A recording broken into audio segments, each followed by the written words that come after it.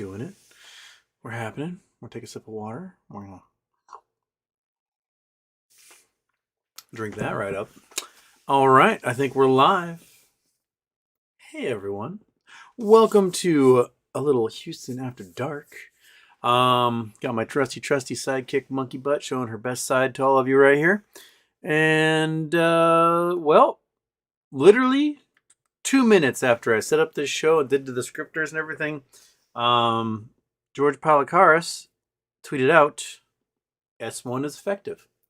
So we all know what that means. It means I'm going to be talking a lot about Acme, the hypothetical preferred share that could quite possibly go private. That seemingly, let's just assume that the government has said, hey Acme, you hypothetical little son of a gun, we've approved your S1 and you are now going to go private. So now there is a clock. There is a clock going tick-tock, tick-tock, tickety-tock on that preferred share. Well, anyone who has shorted it is going to be desperate to close their positions, because if they don't, their broker is going to have to close it for them. And got a short trading week next week with Thanksgiving in there. And I think fireworks, I'm expecting deep, explosive, magical, light up the night sky, burn your retinas type fireworks happening. And, oh, buddy, it's just going to be beautiful.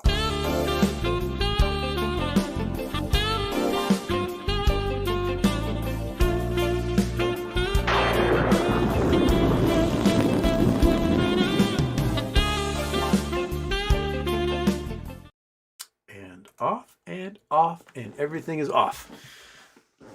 My young man sent me a new After Dark intro. I have not set it up in here yet. So maybe we'll premiere it maybe next week. It's a long one, but it's pretty good. Right, Monkey? Yeah, it's worth licking your butt over, right? Yeah, I think so. Yep.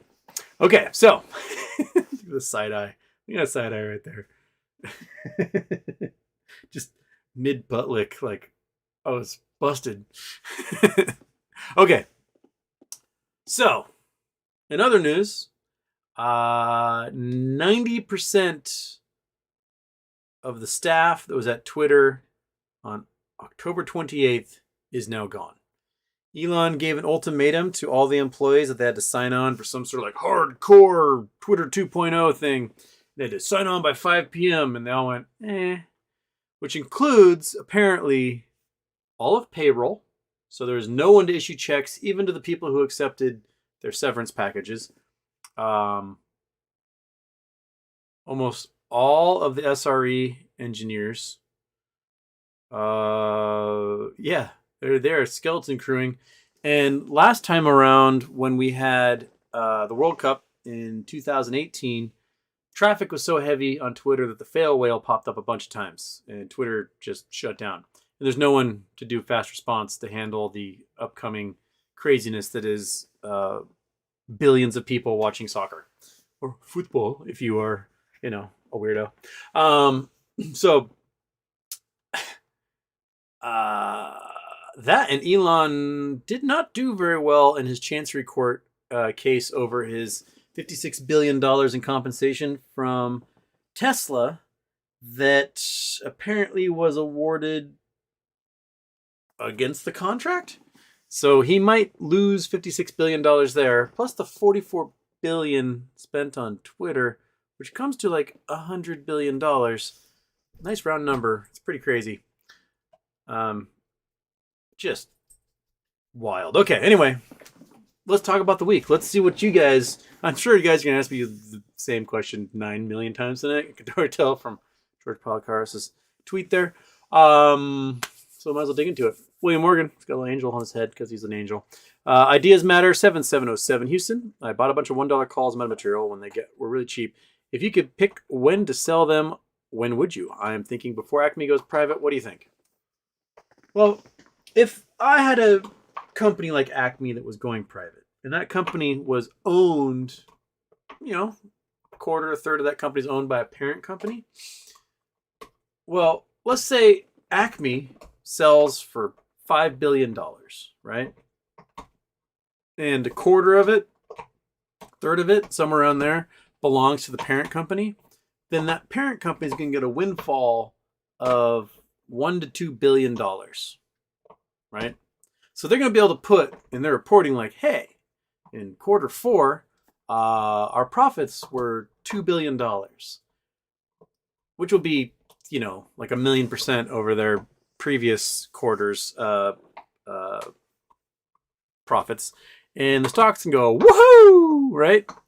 So my guess is when it goes woohoo is probably around the time it's really going to pay off for you. A parent company can do several things with it. They can take that $2 billion and they can say, all right, everyone else who's a competitor in my field, I'm going to buy you. I'm going to buy all of your patents and all of your engineers, and we are going to become a giant global juggernaut in our particular field of expertise, which may or may not be involved like material sciences and nanotechnology and things like that. So they could buy up everyone in their field with that kind of money. They could also do something like a special dividend, right? Like, all right, you know what? People stuck with us. Things have been tough. We're going to give everybody $5 or $10 as a dividend, just to make everything go right. Well, that will cause in price, right? They could do a stock offering and say, hey, we got all this money. We're going to sell a few more shares. And they could just raise a boatload of cash. And they could do all sorts of things with that. But my guess is that there's still some ways to go. There might be a little lull and then before a rise. But I have a feeling that if you have stock in a parent company of a hypothetical organization such as Acme, they've got some green to go. Joshua Jimmy, can I touch your shirt through your fence? I don't have a fence, so you can just touch my shirt, I guess. And it is day 10 of Shiny Shirt Week. We are definitely, look at that iridescence. This is just shining away right there. It's beautiful. Got S1 effective, S1 effective. Ronald Rose was want to watch watch the world burn. Yep, but not until that S1. Joshua Jimmy, did you buy any calls for OPEX next week? I didn't. I did not. I was hoping to get a punch more green on AMC. I was hoping they would be green yesterday and push $10 today. And I was like, ooh, gamma. Might be a little gamma next week, but I don't think it's going to be much. So I'm just going to sit back and watch some S1, some Formula 1. That's what I'm going to be doing. Jason Blackwell, Houston. The My Pillow guy thinks he invented the pillow. Skechers claims they invented the hoodless hoodie. They invented the jacket. Is this the era of inventing things that already exist?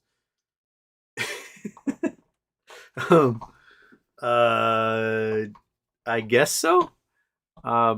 It started with the person who claimed they owned Happy Birthday, right? Didn't for 100 years someone claimed they owned Happy Birthday, and it passed around from generation to generation, and corporations bought it, and then you couldn't sing it in movies. You had to make weird Happy Birthday songs, and you go to Red Robin, and they're like, happy birthday, this is your special day, happy birthday, blah, blah, blah, blah, blah, whatever. And then it was discovered there was a tune that existed before Happy Birthday, and it is therefore public domain. Everyone's like, well, shit, I'll make a movie called Happy Birthday. I'm going to sing Happy Birthday all day long. People like to invent things that already exist. They're very good at that.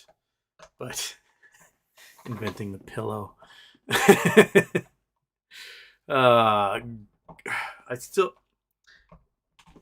Great Ape Knowles. I still read that and my brain goes, grape nuts. Grape Nuts says, is the debt still being paid off from the aftermath of 2008?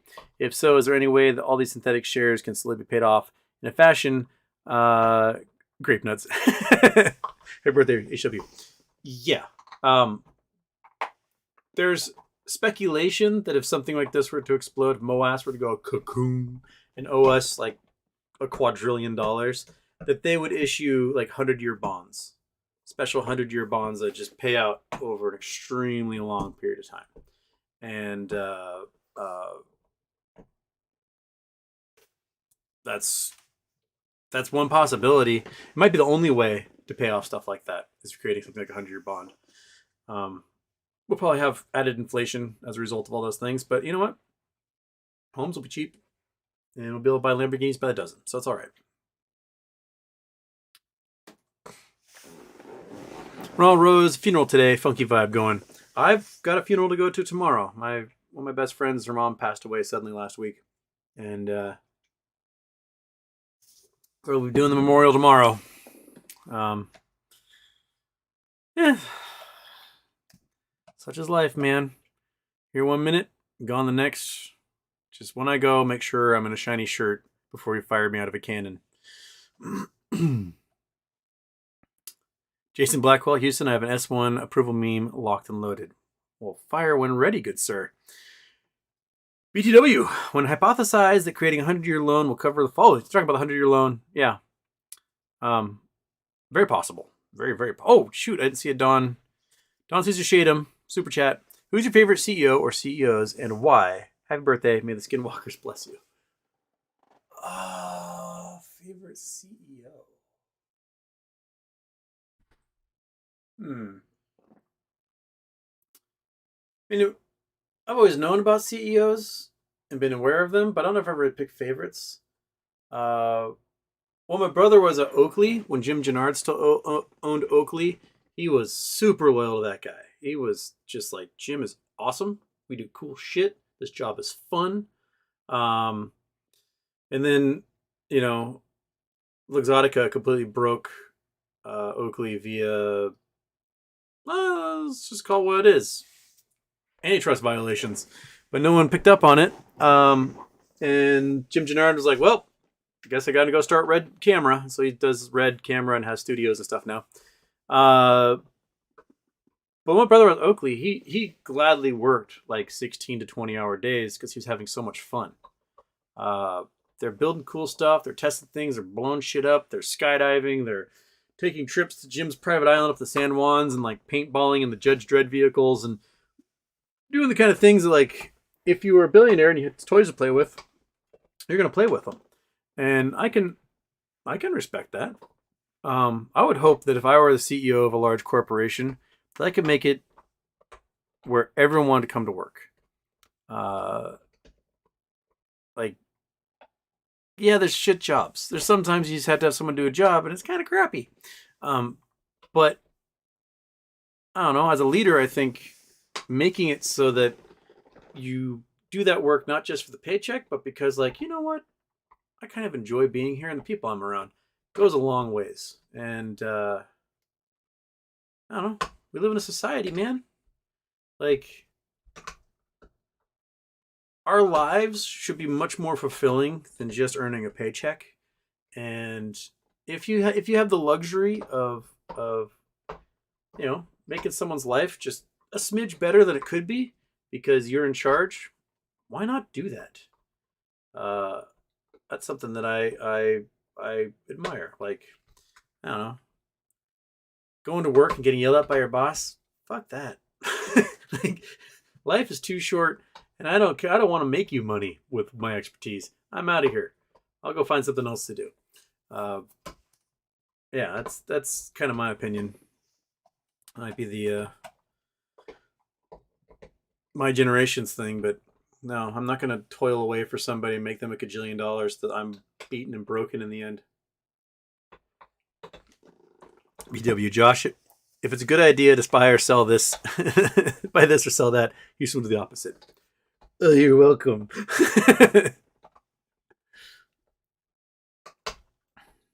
Fortune favors the ignorant. That's kind of true. Okay. Josh, when's the T90 date? 2 opinions. One is this coming week, if it is just 90 calendar days, and the other is sometime in January if it's business days. Because, like, if you have T+2, T+13, whatever, that's business days. So why wouldn't T90 business days also? But if you look at the calendar, as far as like what happened with Overstock and with Newegg and with Tesla, they all seem to be 90 calendar days. So we'll find out, I guess. Lost Ways, when kaboom. I think Monday, the fuse is lit. Actually, the fuse is probably lit right now. It's just a little long fuse over the weekend. But I think the fireworks start coming real quick here. Okay. Oh, I lost my spot already. Okay. Hey, not your friend. Aloha from Wahoo, S1. What's the next step? Sit back and relax, baby. I'm sure we'll hear an effective date. And then shit gets wild. Daphne's talking about the S1. BW brand timing on S1 just as expected. We have double weekends and add days for Thanksgiving. The trading days available are minimal. True. I think this is going to be just delicious.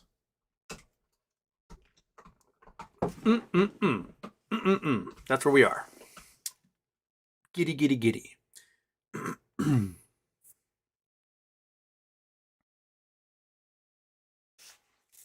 Geminius, the day after Thanksgiving is half a trading day, I believe. Yeah, I think it is. I think that day's a half day. And like they don't do bonds or something because I think it's still a bank holiday or whatever. One of those type of weird days.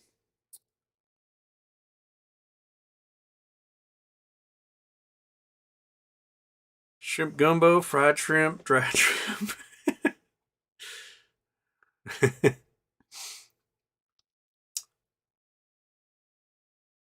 Daphne, what's the best indicator to look for before selling to get close to peak? William Morgan, if you know their names, please pop in. And there's two big whales that have like 31 million shares.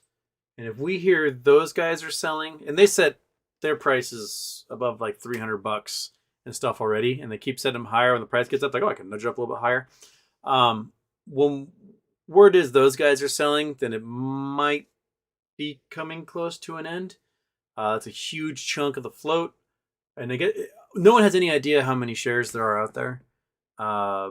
Estimated 20 to 80 million since the preferred share happened. Who knows what was rectified back before the merger? Could be 500 million shares, a billion shares, because it got shorted down to like 21 cents at one point. So, it takes a lot of shares to do that. I'm just going to wait and see if there comes a point with those last couple of days of trading where it's obvious that hedge funds are being liquidated by their brokers and being forced to close out these positions. And that's when I think we're just going to see because there are no circuit breakers on the OTC. So the stock price can go up 1,000% in a minute. Excuse me. I just had some enchiladas on. Burpee as always. The price could go up 1,000% in a minute, and no one's going to shut it off. There is no circuit breaker mechanism. You can just go and go and go and go. So I know lots of folks are looking for HKD prices, and HKD on its first day, there is no circuit breaker on the first day of trading when an IPO happens. So you can see what happens when there is no circuit breaker. And so $1,000, $2,000, that stuff can happen. They have to buy a lot. And not everyone's gonna sell for that peak. You always, not everyone's people are gonna go, see a lot of zeros in their accounts and go, you know what? Boop, enough for me. And I can't blame them. But I will hold out for as long as I can to see what that price goes because, the alternative is whatever the dividend happens to be, and that dividend should be healthy as heck. So it's gonna take a lot, to pry me away from that stock. Okay. Oh, Tyler English. I don't have the new intro set up yet. Sorry, bud. I downloaded it, but I haven't gotten into I have to remember how to get it into the program. I forgot. So, new intro. Hopefully, we'll get it going next week. Thank you for it. It's not ready yet. I'm sorry.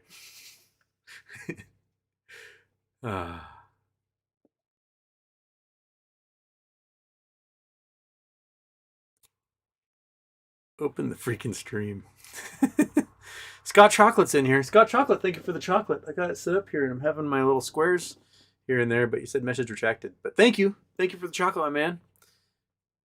BJK031, what's your favorite cheese overall, and what's your favorite cheese on a sandwich? Feta and Colby, respectively, for me. Hmm. On a sandwich, I like provolone on a sandwich a lot. Favorite cheese? Drunken goat cheese is really good. Um, Kind of like stinky cheeses a lot. Uh, there's uh, a creamy cheese that I had the other day at my friend's house that was delicious. It was just a simple cheese to get for a couple bucks at Trader Joe's. I was like, this is damn good cheese for like a spread. Some sort of like Trader Joe's creamy cheese, and it was delicious. Some French version that's probably Trader Joe's knockoff, but they said the equivalent at like a real grocery store was like $30 a pound, and at Trader Joe's it was like $3. I like that stuff a lot, but I do like stinky cheeses I can't name. You just go to some charcuterie board and there's just a bunch of nameless cheeses. I'll dig it. Um, I like I like weird cheeses on pizza. Like drunken goat cheese on a pizza is really good. Like caña de oveja, which is like a Spanish sheep's cheese, is delicious on there. I don't know. I like weird stuff. Stinkier the better. I remember in college. So my friend Ahia, who you guys have met when I was in Hawaii, she would hang out when I was doing my shows live in the park there. And I'll be seeing her tomorrow for our friend's memorial. Uh, so her dad is from Ireland, and they had a house in Ireland, and they would go there like during Christmas break or whatever during school. And one day she came back with like, I don't know, 40 pounds in illegal unpasteurized cheese. Just amazing cheese from Ireland and Europe in general. And then our friend Lauren, whose family owns Klopp Vineyards Ranch, came with like 20 bottles of was probably the most expensive Pinot Noir in America. And we went and did a camping trip. We went to South Point in Big Island, and we went camping and jumping off cliffs and had a little barbecue and cooked salmon, and then had cheese, and I drank Coca-Cola. Everyone else drank wine. And we're eating this cheese, this illegally smuggled in cheese, and he is just pounding this wine out of the bottle, and she's like, "Man, this wine is really good, Lauren." I'm like, how much is this in the store? And Lauren's like, I don't know, like $400. And like mid pull off the wine, he like stops, gets a plastic cup, and like fills it and starts sipping. Good times. Man, I really want some cheese. Monkey, go give me cheese. Bex. Hey Houston, do you think the theoretical Acme parent company will also squeeze triple digits higher, purely theoretical, for simulation? Um, well, let's say the parent company does have a windfall of a couple $1 billion, right? Just unexpected $2 billion thrown on their balance sheet and like, look at all this money we just made. We're pretty awesome. That alone will trigger an increase in the price of the stock. I mean, anyone looks at the profit earning ratio, all of a sudden will go, whoa, holy shit. And it'll scream, right? Now, if let's say there's a hedge fund that has been shorting them, we'll call them Harry's Pale hedge fund, right? And Harry's Pale, they base their shorting all on they short the hell shit out of a stock when the price is up, and then they release a hit piece. They're like, oh, there's an investigation into this company for not doing what they promised they'd be doing, and we just shouldn't invest in them at all because they're being investigated. And then they hire their own law firm. We'll call them Pile of Crap Law Firm. And Pile of Crap Law Firm announces they're filing a lawsuit against the company because we did an investigation and we found they weren't quite doing what they promised, and the stock price went down. How dare they? And they got this whole lawsuit going. And then all of a sudden, the company that wasn't doing what it should be, it wasn't making enough money for the piece of crap law firm and the Harry's Pale hedge fund, all of a sudden makes more money than anyone ever possibly imagined, like billions of dollars. And oh no, the stock price just shot past all the prices they had shorted it for. So now these are giant liabilities on their margin, and they might get liquidated out of existence if that was the case, right? And so the price might scream even more. And once you get to the next quarter and the earnings are right back kind of where they were, just, growing steadily as you're on, the price might off a cliff again. But there'll probably be a moment in time where the stock price will be absolutely insane. Right, Monkey Butt? Right? You want to come up here and say, yes, you do. You're just in a loving mood right now, chewing on your bones, having a great old time. Yeah. Someone sent Monkey Butt some more pig ears. She already had one earlier today, so we don't want to make you too farty. So, right? But you just want to hang out. That's okay. You can hang out, buddy. You seldom do. Normally, you just want to look over your shoulder and discuss the fact that I'm talking to a wall. And that's all right. You can do that. You're a good dog. Yes, you are. All right. Just scratch your ears off your head. They're so scratchy. There you go. Yeah, okay, that was bags. And what's your favorite smelly cheese? Oh, man. I don't know the names of any of the smelly cheeses I like. I always find some good smelly cheese on literally on a charcuterie board, and then I eat it. I'm like, oh man, it's delicious, and it's all gone, and I don't know what it was. But give me some stinky cheese. I love it. Bum bum bum.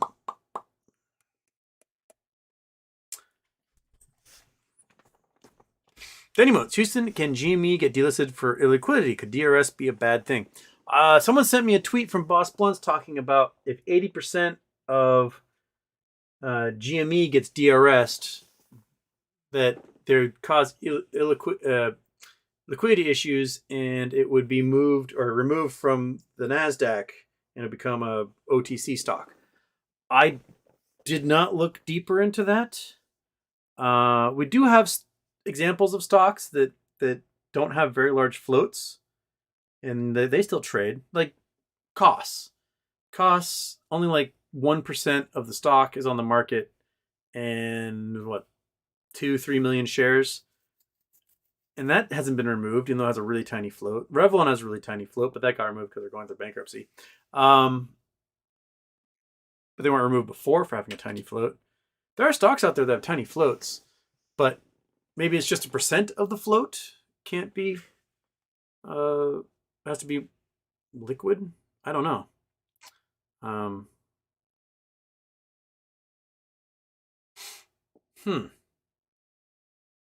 have to look into that more. I don't know. I don't know enough.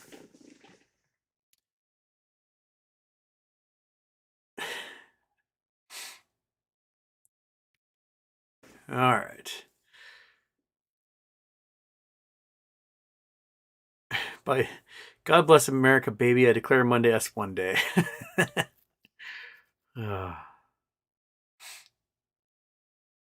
Scott Lumley, Houston, might the Twitter implosion be a thing that kicks off MOASS?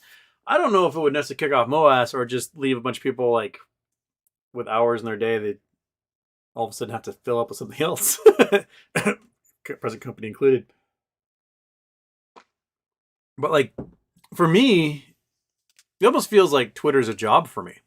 I get you guys messaging me so many times in a day that I end up being on there just answering your questions constantly. It went down a little bit in October when I had to make a new account because my old account had been obliterated. But yeah, as far as the format is set up on Twitter, it's brilliant. It's a great short format. The DMs are quick. They're easy to answer. I hate having to open like other programs to answer questions. It's annoying. So being able to have that one spot is really, really handy. And I went and I checked out Mastodon, and it's just, I don't like the layout. I don't like having to pick servers. That's annoying. It's like Discord. Just screw you. I hate that. I want one platform that allows me to see everything. It's really handy. It allows me to diversify what I see in a way that I haven't been able to do on other platforms. So I can find people I normally wouldn't converse with and be like, well, that person's really rad. I'm going to follow you, and I like your thoughts and your opinions, and I'm learning things from you. Or this person who I never knew about is really hilarious. I'm going to follow that person. Because like, I don't really spend much time on Facebook anymore, but Facebook's kind of, the people I know. People I've like shaken hands with or like, done things like who I've experience in the real world. That's kind of what I use Facebook for. I don't use Instagram much. Post stuff to monkey butts Instagram. My little sister kind of runs that for me. I usually just send her pictures and she makes sure they look cute and puts them up there for monkey butt. And I don't know, the messaging system and Facebook is annoying. The messaging system and Instagram is annoying. WhatsApp's annoying. Signals are all annoying. And I don't know. I don't know if it'll be a signal that MOASS is happening, but it'll just be a signal that somebody really, the hubris got out of control and it's biting them in the butt and their $44 billion is gone. Okay. We have 3 intros. You can have one and be happy about it.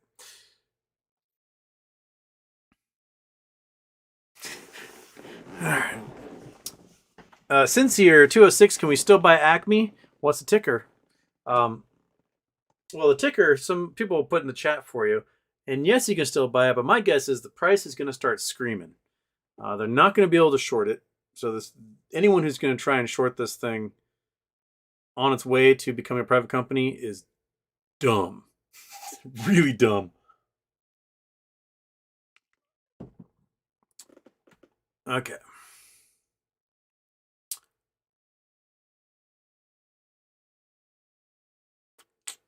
Homer's Ghost, thoughts on Sukuma? Sukuma balls? This is a Sukuma Deek type joke right there. I can think of lots of things on Sukuma. Looks like it'll be Merry Christmas indeed. Definitely, Daphne. And hopefully you make sure you got some robust Wi-Fi out there in España when you go. Be eating some carne de oveja for me while you're in España. And there's a place in Madrid that I read about that has a wood-fired oven, and the wood-fired oven has been lit for like 1,100 years. And they they cook like little pigs in there or something. And I don't know, I think it's kind of cool that you can go through like Inquisition, World Wars, Spanish Civil War, and the fire has never gone out in this oven.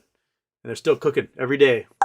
Like, I don't know, something magical about that. I kind of want to go to Madrid and have myself a little baby pig that's been cooked in an oven, that's been cooking things for 1,100 years. That just sounds awesome to me. And get some carne de oveja while I'm there.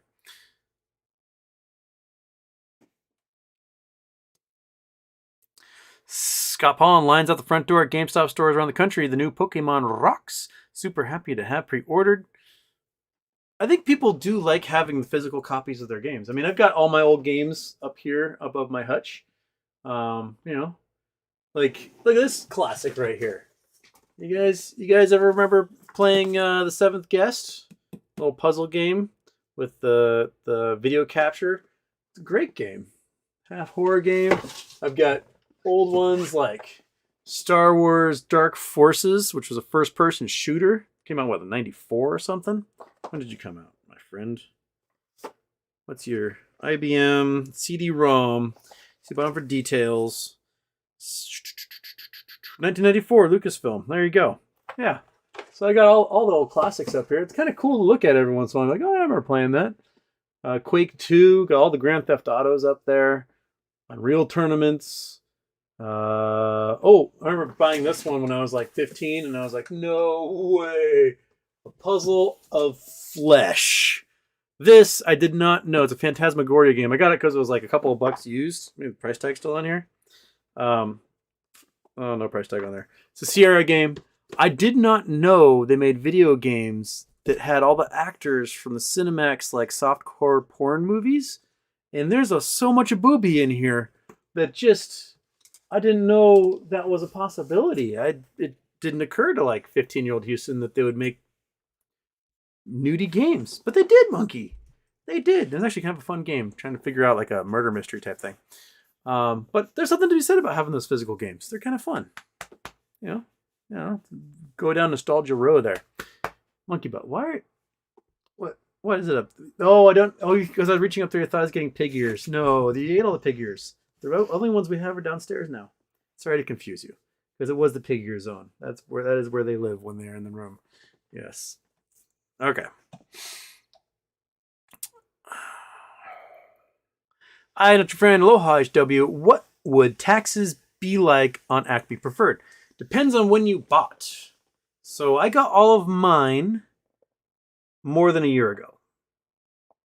That's when I loaded up on mine. It was summer of last year, I believe, when I finished getting to my 1,000. So I'll be paying the lower capital gains on it if I sell. If anyone hasn't had it for a year, you'll be paying. I mean, if you sell over $400,000 worth, you'll be paying that 37% tax. And everyone else be lower as you sell less of it. So that's what you're looking at. So weigh that against a possible tax-free event of the sale of the company, and then your stocks being replaced with cash. So if I can make $100,000 on a tax-free event, or I can sell for $100,000, well, you might wait for the tax-free event than selling, because if you sell, you'll be paying like 25% taxes or whatever on that. So, weigh that out.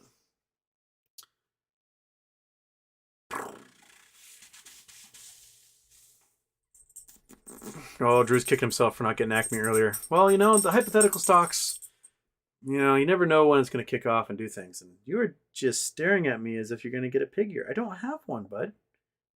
They're downstairs. There's no treats left in here. There's just chocolate. And you can't have that, because the last time you ate chocolate, you ran around the yard for like 18 hours shaking, just sprinting, just like a weirdo. Yeah, that's true. You almost died. It's pretty incredible. So no chocolate for you. All right. She ate like 8 pounds of double chocolate fudge cookies. Call the vet. The vet's like, well, how much she weigh? How much chocolate she ate? I'm like, well, she ate like 8 pounds of it. He's like, ooh, that's real close to like dog killing zone. I'm gonna say she's gonna need to run, so just let her out and run. Seriously, from midnight until 10 the next morning, she just sprinted circles around the yard, panting. I just made sure I got her water, and then after a while, she just slept for like a day and she was fine. But you were vibrating the entire time like a little freakazoid who ate too much chocolate. Yeah, you're not supposed to do that, you dummy. Okay.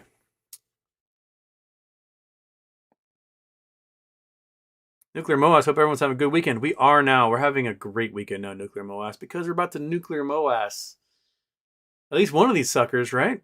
It's going to feel good. Okay. Bronk. Bronk. Bronk. You just, come on. Let's come up here. There we go. Just hang out with me. Let's be my little sidekick, because you just, the butt scratch working for you? All right, we can butt scratch. All right. Hello, Material PR department. Please drop a super and let's have a good Thanksgiving. Oh, it's like 1 a.m. over there in Halifax right now. 2 a.m. I think they're 4 hours. They're really far ahead.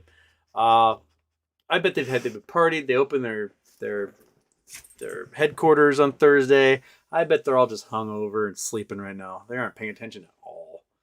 They're just like, oh, we launched this thing. Let's go to sleep. We've got a long week ahead of us.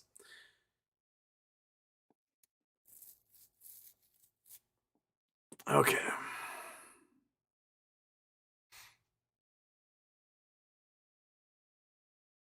Magnificent shirt, sir. Thank you, Joshua. It is a magnificent shirt. Look at me. Just look at just the extinction angles of the shininess. It just fades from red to black so easily with that iridescence. It's a good shirt, man.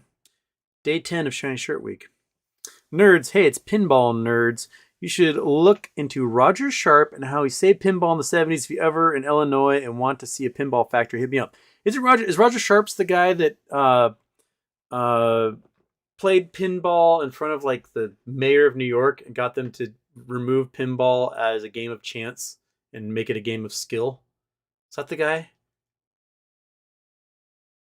There's someone did that and all of a sudden saved pinball for everybody. I think they did a drunk history on it, if I remember correctly.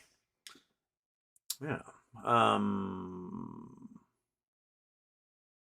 Used to make absurd claims like he invented the question mark.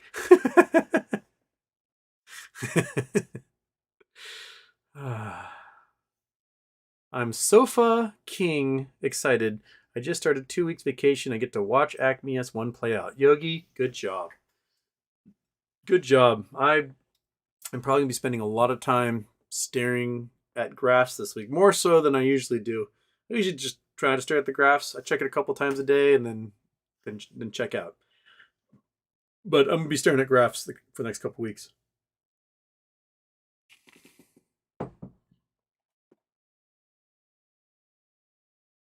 Julianne, don't want a Lamborghini, want a 4x4 camper. Ditto. Although I would like to get a Corvette convertible again because it was really fun to have one. Monkey Butt enjoyed driving around in one. Just Monkey, a crappy C4 Corvette like before, a couple of grand. Only maybe we'll make sure the EGR hose doesn't explode on this one. And, top down, sunburn the forehead, and go for a ride.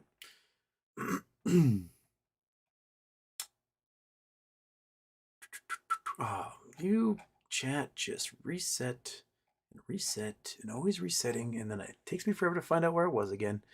Okay, there's nuclear MOASS, there's pinball question, Spain trip postponed until after holidays. Okay. Take a breather, go after the holidays. Excuse me. Scott Lemon likes a shirt. Scott Lemon's got taste. Iggy Lemon, is it possible Acme could be the straw that breaks the camel's back and triggers things to rip? Well, I mean, let's look at the playing field we got right now, right? We have, one of the largest crypto exchanges just blinked out of existence a week ago. Just done. Ain't no more. Those folks probably going to prison or close to it. Lots of lawsuits. We've got Tether on the brink. And all the smart people are like, Tether's going to give up the ghost, and that's going to bring down Bitcoin and everything else. So every exchange you're looking at, I don't care if it's Coinbase, Crypto.com, Binance, all these suckers are doing the same crap, and they're all going to go down. Every single one of them. They're all just teetering. Tied into that, we've got very large hedge funds, not only invested into these crypto exchanges, but there's hedge funds whose assets are locked in because they're using it as the trading platform. It's one thing to have your stuff in a secure wallet, but if it's a secure wallet, you can't buy and sell. You have to have it on exchange to do that. So if you want to buy and sell these things, you got to be in the exchange. And if it turns out the exchange did things like, I don't know, took all of your money, put it up as collateral for loans to go play other things, and then default on those loans and your money's gone, then those hedge funds are screwed. And there's a bunch of hedge funds that were tied in with FTX that have no access to hundreds of millions or billions of dollars of stuff they're playing with. So we got that going on. On the other side, we have industrial production dropping at a faster rate than we've pretty much ever had in the modern era. We have housing in commercial real estate falling incredibly fast. Interest rates flying. Consumer confidence dropping like a rock. We have bonds playing out the worst bond markets since 1788. And we know that bonds are the foundation of assets for any institution, hedge fund, retirement fund, pension program that there is. Like, those are the solid as a rock. Can't miss. Bonds are easy peasy. They're all dropping like a rock. So we've got that happening. We've got potential World War III happening either off the coast of China or in Ukraine. We have oil prices that are stupid high. No one can afford to do anything. So on top of all that, now we've got this, this random hypothetical stock that if it shoots up to hundreds, thousands of dollars a share, you're looking at billions of dollars of liability for these hedge funds that are already performing just awfully. These hedge funds that just have been seeing like 20 to 50% drops in their assets under management for the last 2 years are now going to be faced with billions upon billions upon billions in cash liability that they have got 8 to 10 days to close. Where's that money going to come from? That money don't exist. It doesn't exist at all. So how are they going to do it? And then it's going to fall on the brokers, and then the brokers are going to fall on the prime brokers. And those prime brokers, those big investment banks, they don't have the cash. How are they going to absorb this? This isn't the type of stuff like when Archegos got zapped, that you can kind of put on your books and go, oh, shit. Like, we don't have the cash right now to deal with this, but we can sit on it for a while. You can't do that when a stock is going to disappear. You can't sit on it and be like, well, we'll just deal with this in a couple of days, in a couple of years, or whatever. No, you've got like 4 days. So figure it out, man. Like, you gonna go, Uncle Sam? I know you don't want to. I know it's gonna affect things, but can you please print some money for me? Please, please, please, please, please, please. And Uncle Sam's gonna go, oh shit, I'm trying to avoid this, but okay. We gotta save all the banks, because if the banks fail, the entire world fails. The entire world fails. What good is anything?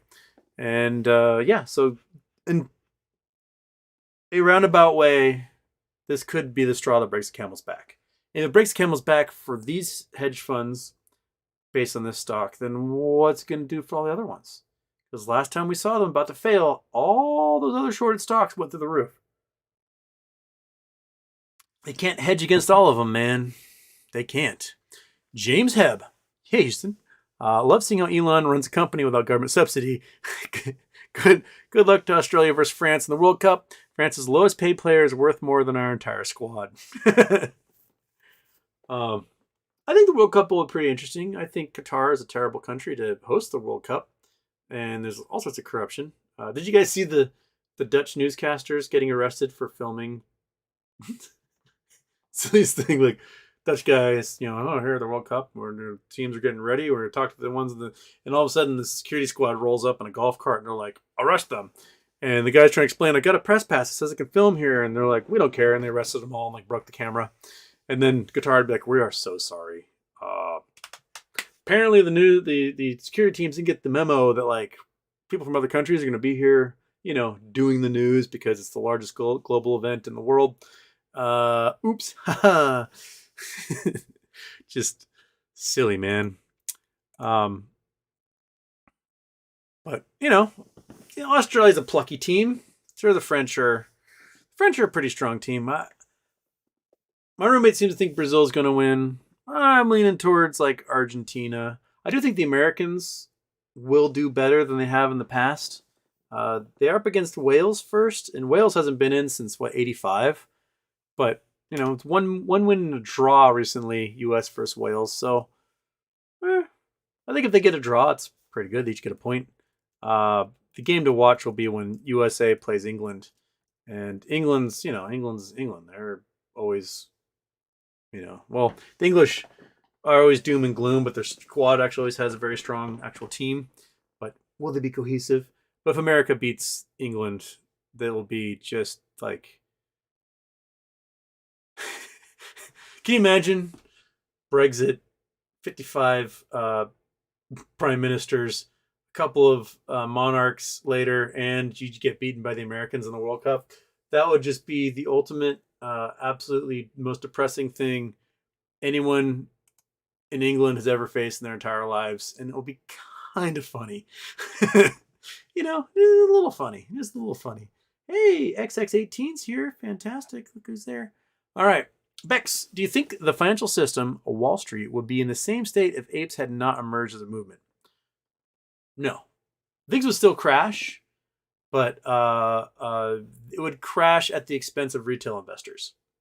Because retail investors, we're normally dumb money, right? That's what they call us, dumb money.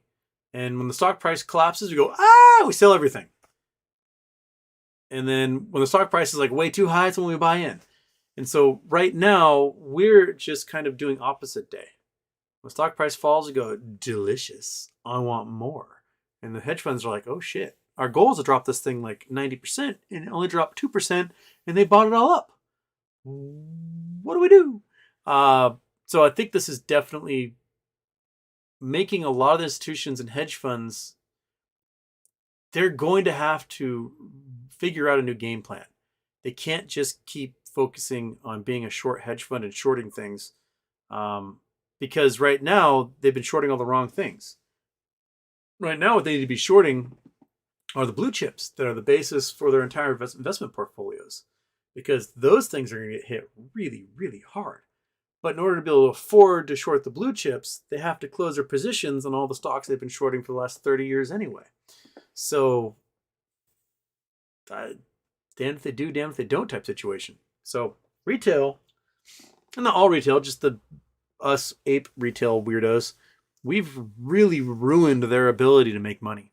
And it's evident in the earnings reports for every single one of these short hedge funds. They are just hurting real bad. Yeah. Julianne, some on Reddit were saying that the FTX collapse shows that brokers will also go bankrupt and won't pay out during MOASS. Any truth to that BS? Brokers have insurance and they're regulated. So that's the difference. FTX and Coinbase and Binance, all that is decentralized, unregulated trading platforms. There are no rules for them. They can do whatever they want. There's no oversight. When crimes happen, well, sucks to be you. You invested in a security or a currency that has absolutely no backing from any government anywhere.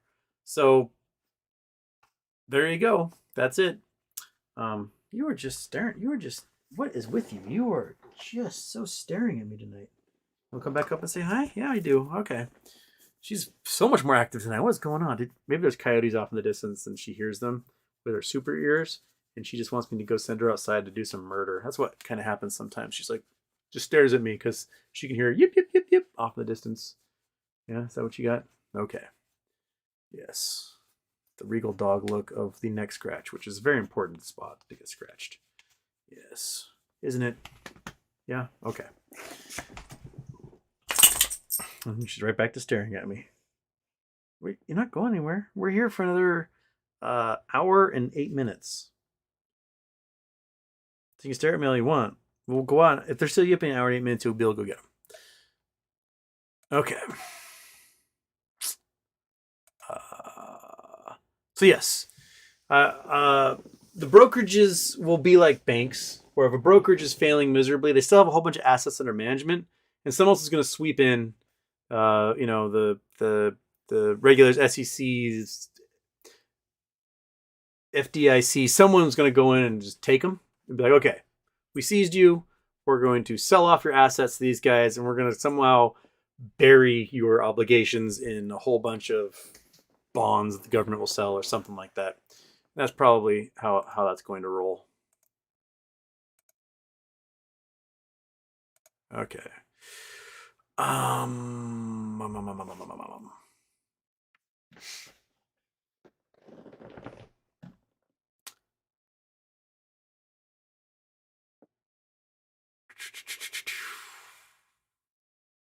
Westwood, Houston, can you explain how watching volume on Acme can help determine peak and possible shares close? Or is there other ways to judge peak? Thanks, future millionaire. This one is going to be difficult. I honestly don't know how many potential shares are out there. Like, we've done surveys, we've done statistical operations on like GameStop. It's okay, yeah. GameStop pre-split, GameStop was 1 to 2 billion shares out there. So now they split it. Now it's 4 to 8 billion shares possibly out there. So we can have an idea of what the volume's going to have to be for that guy, because multiple confirmed studies looking at statistical analysis of, shorted shares, looking at the percent float, looking at doing surveys, doing tallies of countries that list how many people own in their various countries and what percentage of the total shares out there they own. We can kind of look at multiple studies and confirm, there's several billion shares. For this one, no one's done any of that. So knowing how many shares I have to buy is a total guesswork crapshoot. I just don't know. My hope is we don't see much volume at all. The people aren't like, oh, I got the $10.10, time to get out. You moron. No, don't do that. Hold on so tight and don't settle for anything other than stupid crooked numbers and a whole bunch of digits. Right, monkey? Right. Yeah. Hold tight. There she is again. This is the most active she has been. She's excited the S1 has dropped. This is her being, she's like, oh my God, the S1 dropped. My tail's wagging. This is fantastic. It's the best day of my life. Oh my goodness. Someone's going to get a 4-wheel drive RV and we're just going to drive around the country. It's going to be great. That's what she's saying to me right now, and I'm listening. I'm saying, yeah, I agree, monkey. Yeah, good job. Good job on being that prescient about this, huh? Okay. Just burped at me. Good job. All right.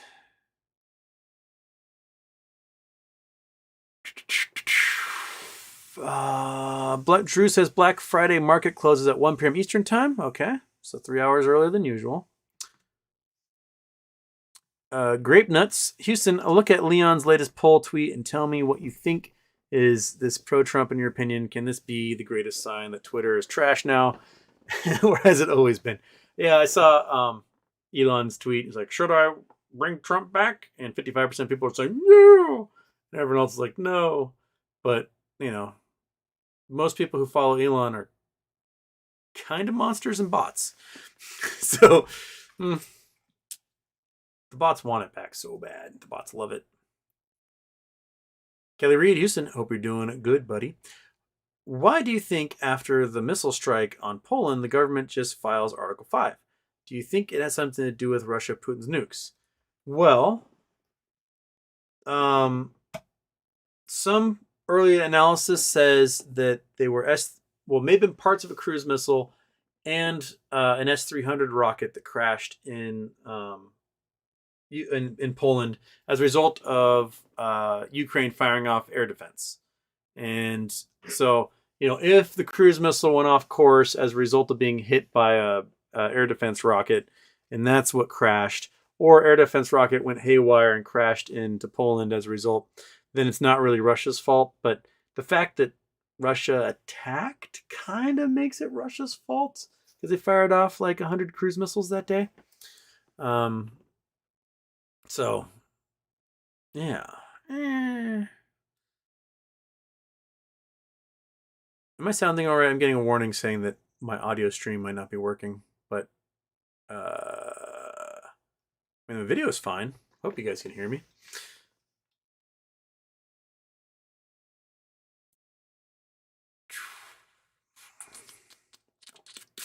I know your friend. Life in Hawaii is freaking expensive. Let's get to 1,000 a share, right, Hoshi Gaming? Yeah, that sounds good for me. Let's go 3,000. Why not 4,000? Let's just go as high as possible because then we can get to 1,000 shares of GameStop. We can then do all sorts of other plays. We can buy DRV calls. We can. It gives you a lot of options to play with, and I'm looking forward to it. It's really nice to have a whole bunch of money available to diversify in a whole bunch of different ways that you really couldn't afford to do before. And yeah, right, monkey? You can just play a whole bunch. Get up here. Come on. Get up there. Get in your hole. Get in your little hole. There you go. Yeah, get in there.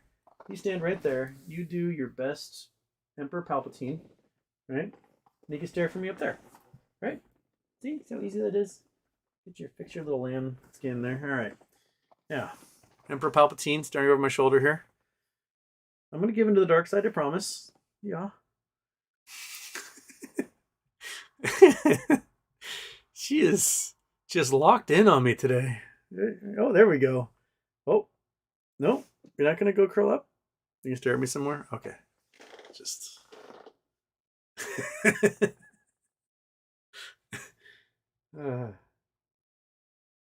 You have the eyes of a dog who can hear things happening at a distance that I cannot. She's definitely hearing coyotes out there. There you go. All right. She's down for the count. She's now a slug on a rug. Okay.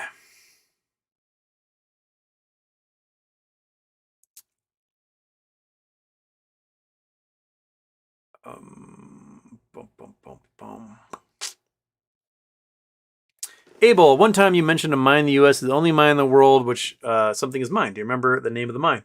That is the Brush-Wellman mine in Delta, Utah.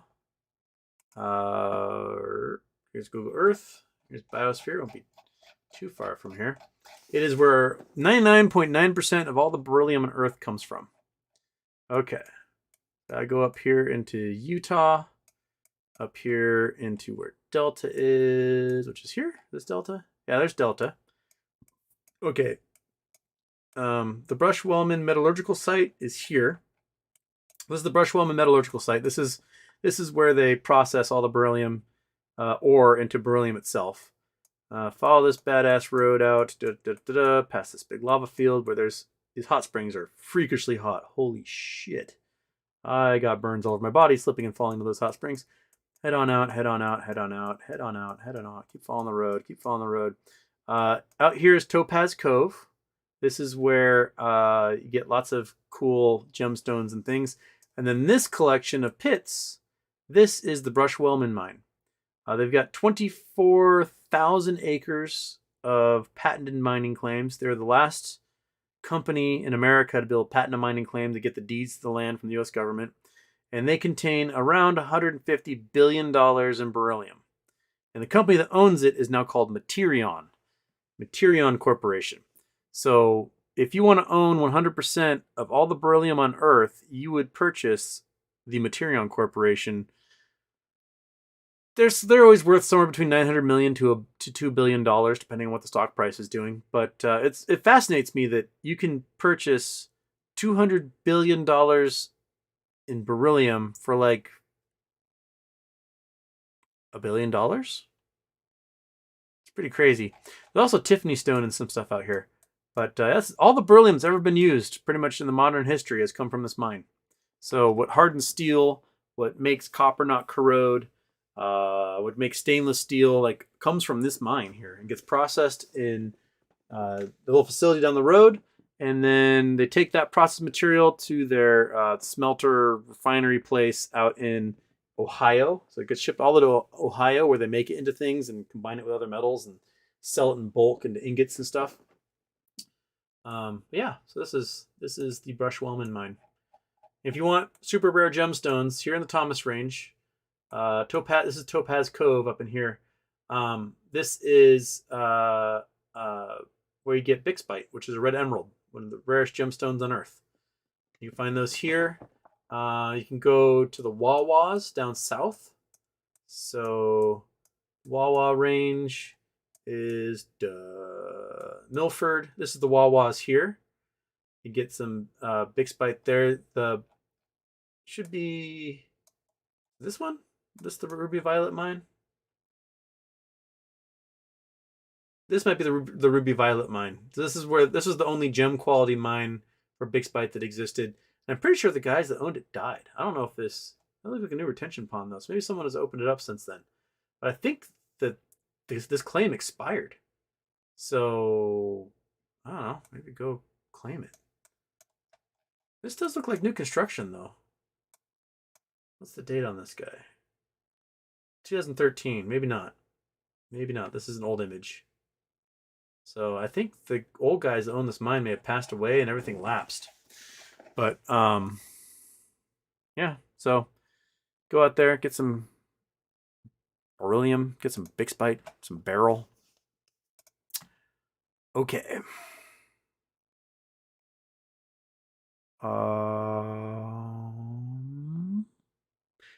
Avocados.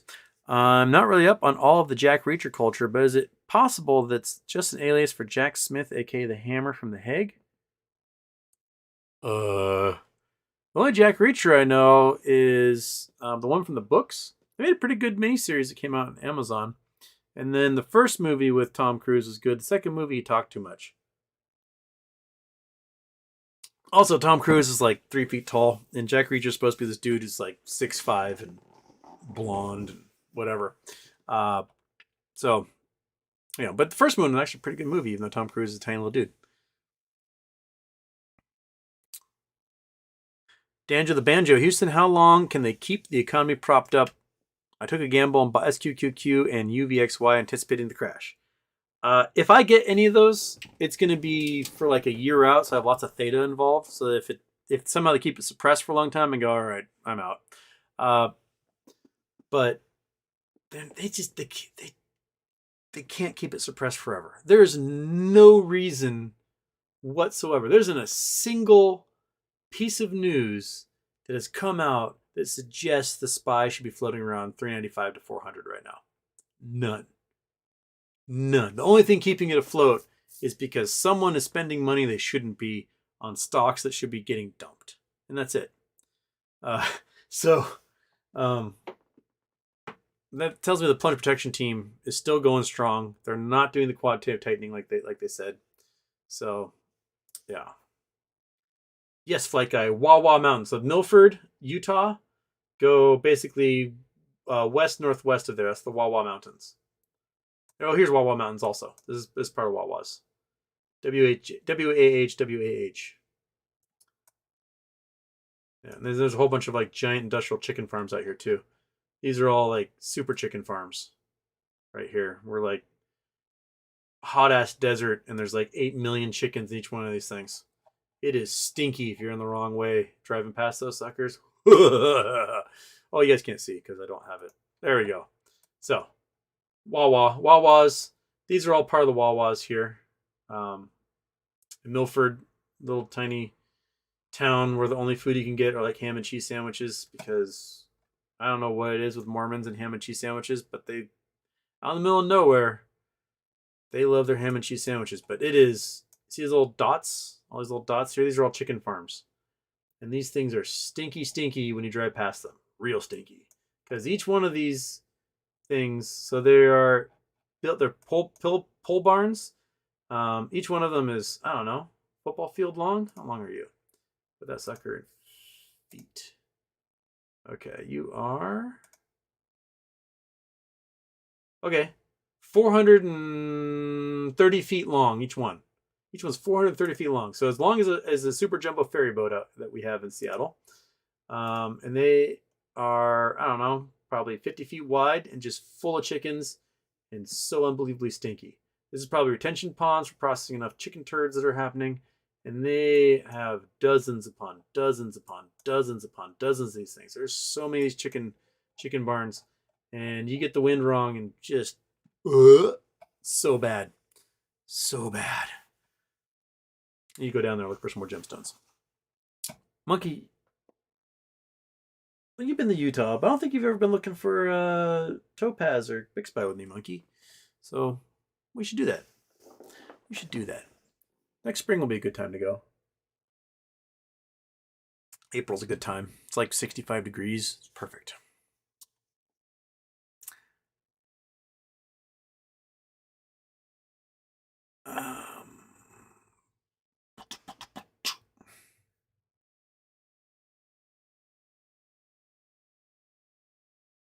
Daphne, you had a sell trading plan for GME. How's that differ from Acme? What is your ladder plan if you have one? I don't really have a ladder plan for Acme simply because this is a concise, specific amount of trading days that they have to close. Whereas before, it's kind of more ethereal. There's not really a defined, like, it has to be done by this day. Because it would be the result of people being liquidated already. The liquidation might not happen until the very end. So I'm going to wait. I'm going to wait and just, if it gets to the point where I got enough zeros, I'll go, you know what, boop. But otherwise, I'm going to wait for when hedge funds get liquidated, and I'm going to go from there. And if it never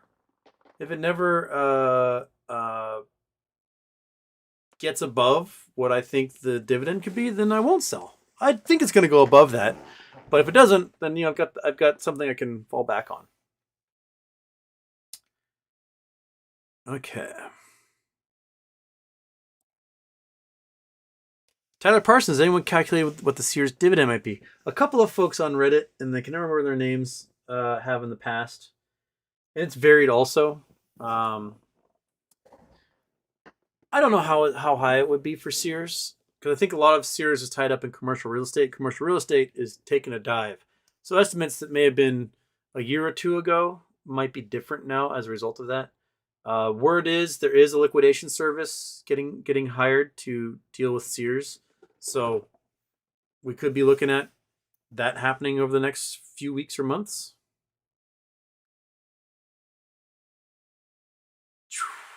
Kelly Reed, how bad do you think things are going to get? Hopefully MOASS happens and we can help everybody. House of Cards tumbling.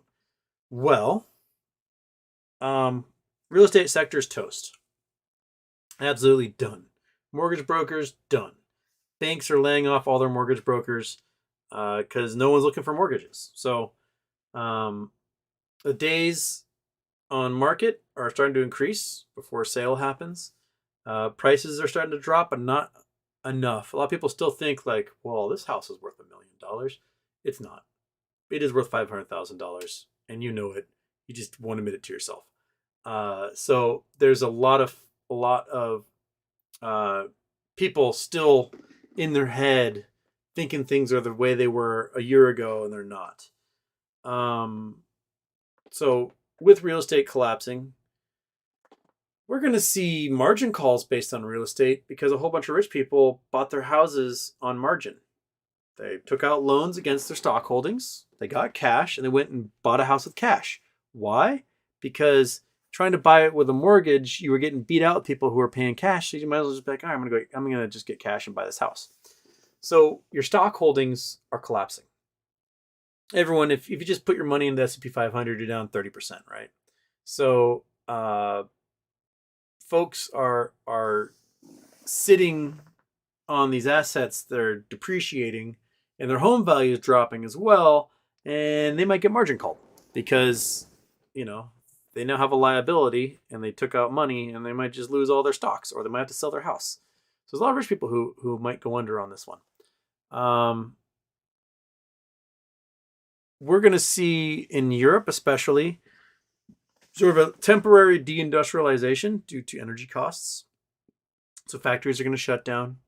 Stuff isn't going to get built. People are going to be furloughed or laid off, which is going to lead to folks trying to get trying to figure out how to live. Right? You're going to have kind of a welfare state picking up the slack, which then causes more selling of bonds to pay for everything because the tax base is lower.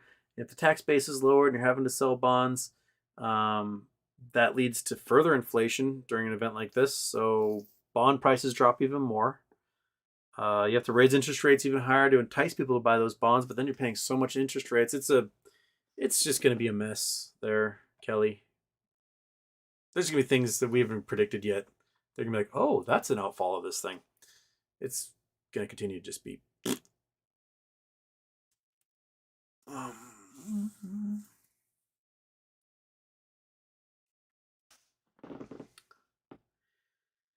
Frank Whelan, if I DRS some of my Acme now, does my broker Fidelity have to buy an open market to complete the trade to transfer agent AST?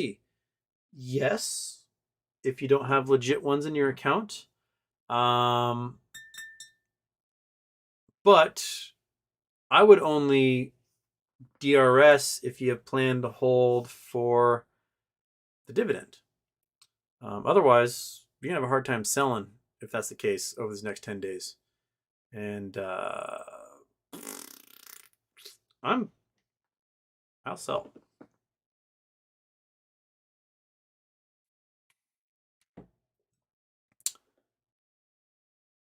Cheese is one of Cat's favorite words.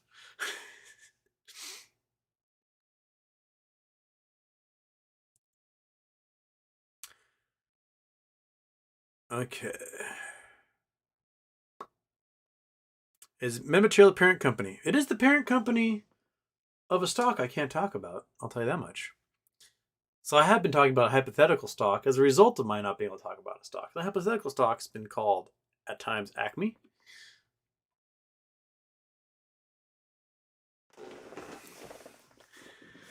Peace Tack, hey Houston. Always good. All right. Gouda's a good cheese. You're no Gouda. Peace Tack, to see you. It's always good to see you. Good to see you. Happy Friday, everyone. Well, happy Friday, Peace Attack. We got 35 minutes or so, 45 minutes or so left. Cool.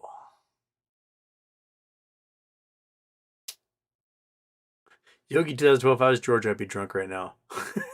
Well, I'm drunk right now. Doug Dixon, Houston, thoughts on ancient aliens? My true, unfiltered thoughts on ancient aliens is this. White people have a hard time believing that brown people can build cool shit. Thus, white people invented ancient aliens to build the stuff for the brown people as a way of like, well, obviously those people couldn't build something cool like this pyramid, so it must have been aliens. And I always felt that the whole ancient aliens thing had a really racist vibes to it. No, human beings built this stuff. Human beings are creative and capable all over the world, and it's not just white Europeans who build cool things. Um, the Incas built cool stuff. The Egyptians built cool stuff. The Africans built cool stuff. The Aztecs built cool stuff. The Cambodians built cool stuff. The Maharaja and the Hindis built cool stuff. Uh, people built cool stuff. There's really cool stuff that's here in North America. There are step pyramids out in Ohio and Missouri. There are step pyramids in Florida, out in the Everglades, that the Seminoles built. People build cool stuff all over the place. So, I feel it takes away the uniqueness and pride of the people who came from those cultures when the suggestion comes out that it was actually aliens that did it. The coconut brain fool didn't do it. And I don't like that. And plus, all the ancient alien guys on TV are fucking weirdos. Just because you couldn't do it doesn't mean those people couldn't.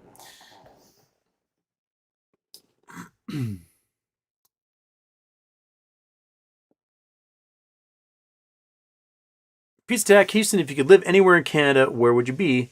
Guessing somewhere in Cascadia. I really like White Rock. I went through there actually for the first time the other day. This summer. I drove through and went and had lunch, and it's definitely my speed. I like White Rock a lot. The whole reason I went is because I love the TV show Psych, and they turned White Rock into Santa Barbara for that show. I'm like, you know what? I want to go visit and see where they film this stuff. And I went through. I was like, you know what? I like this little beach town. This is a cool little town. Not too far from skiing. Not too far from the U.S. Got some great houses and views. It is steep as hell getting downtown though. But yeah, I liked White Rock. That or Whistler. I live at Whistler.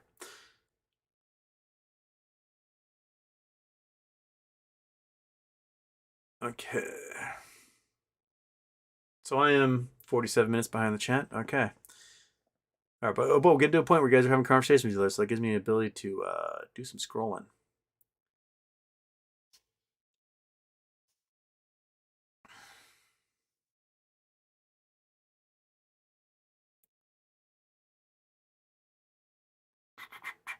Dan to the Banjo, you'll like this more than Eye of Africa. Okay, 40 degrees north, 86 west. So this looks like East Coast? Is that where we're going? Boom.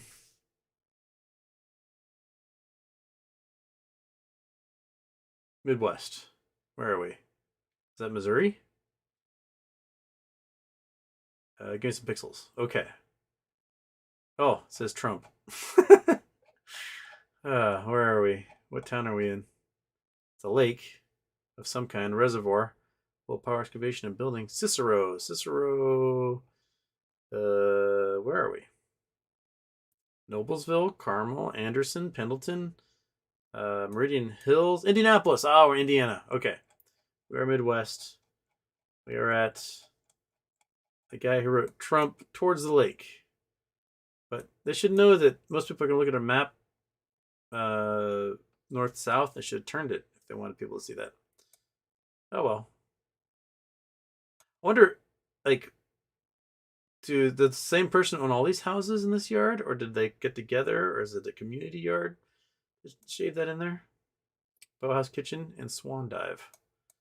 That is some green-looking water, I'll be honest. That's kind of looking a little swampy there, Indiana. A lot of docks, though. They must have a lot of fun water skiing for the 2 months a year when it's not frozen over. It's a big reservoir. What river is that? I don't know. I heard downtown Indianapolis is pretty neat. I've never really been through downtown. I've been through the outskirts of Indianapolis. But everyone I know from Indiana is basically like a refugee. They've escaped Indiana and they have no intention of ever going back.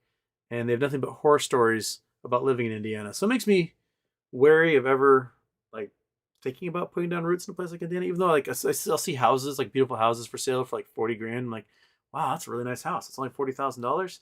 Then you find out it's in Indiana, and you're like, oh, a refugee left this house behind.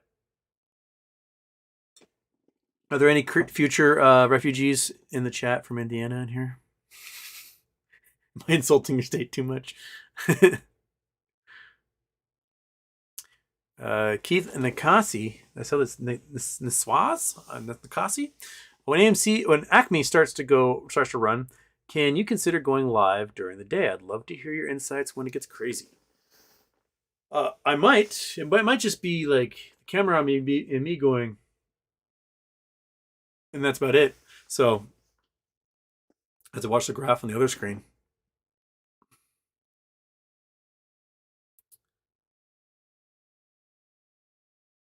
Scott Pullen Houston's game collection is retro as fucking on point.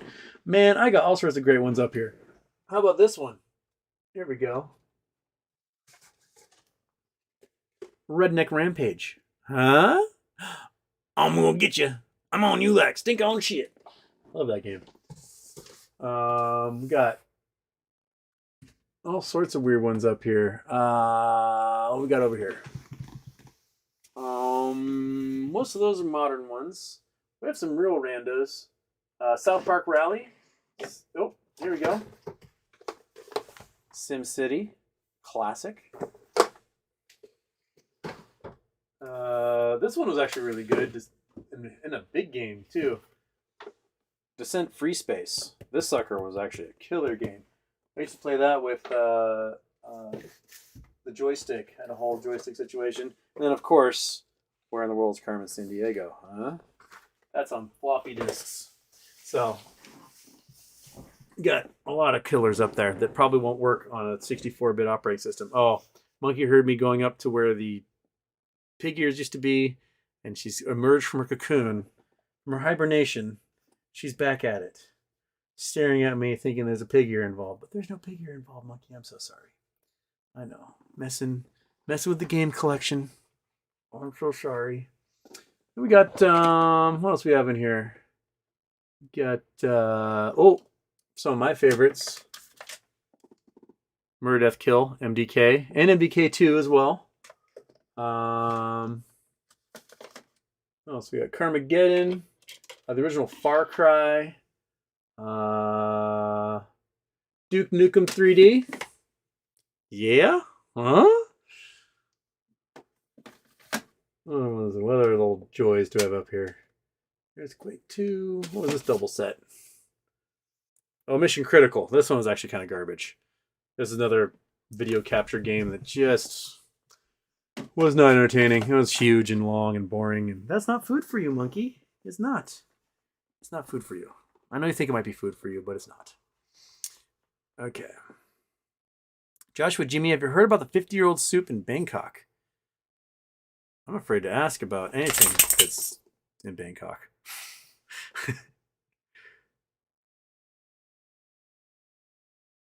Oh, Sierra was such a good company, BTW. Sierra made like the best games, and they just got absolutely just shafted out of existence.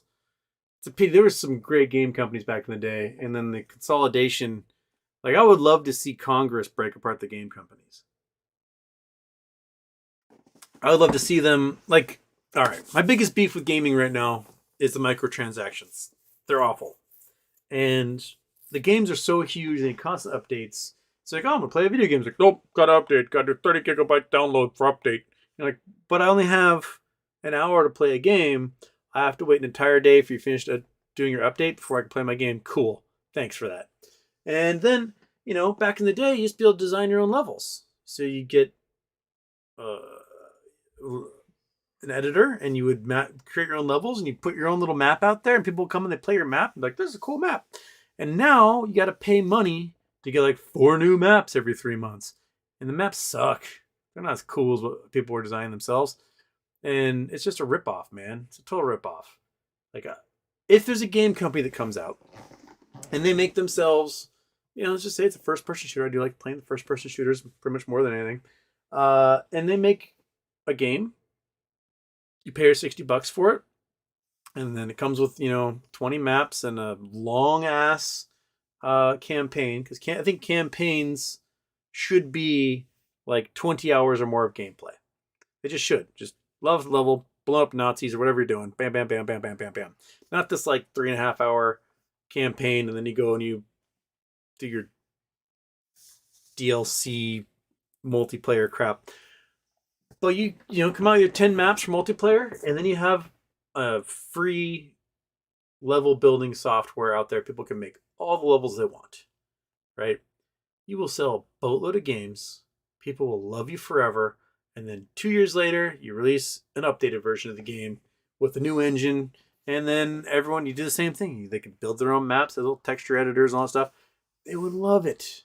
And the kids these days, they have no idea what it's like to have fun playing a video game. It's just serious business now, and it's so lame. Yeah. Okay. Doobie Wah, time to set some insanely high conditional orders on TD Ameritrade for Acme. Yep. Yep. All right, Peace Tech. Rope walks into a bar. Bartender says, sorry, we don't serve your type here. Rope walks out, ties a knot, frayes its hair, walks back in. Bartender says, aren't you that same Rope? Rope says, afraid not. That is an old joke. Oh. Okay. Ready to see him pull a copy of Mist. I don't know. I had Mist. I have no idea where Mist is right now. When I moved to this house, I was like, where's my box of Mist? I had Mist and I had what was the one after Riven? The one came out. I have no idea where those are. I may have lent them to somebody and then just forgot who I lent them to. And then that was that. Man. I pretty much got all my video games at Half Price Books. They had a great used video game section, and that's where I just buy old Windows games there. They're great.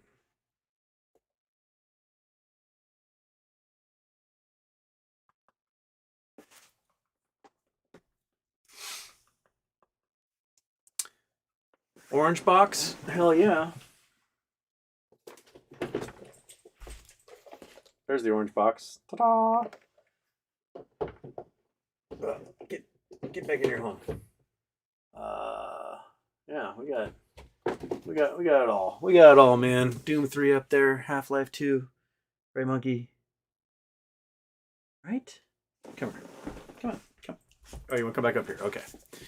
All right. I know you think there's pig ears, but I don't got any pig ears. They're all downstairs. They're downstairs, and I never brought them upstairs. So you don't have a pig ear to chew on. It's just video games, and you don't care about those. No, you don't.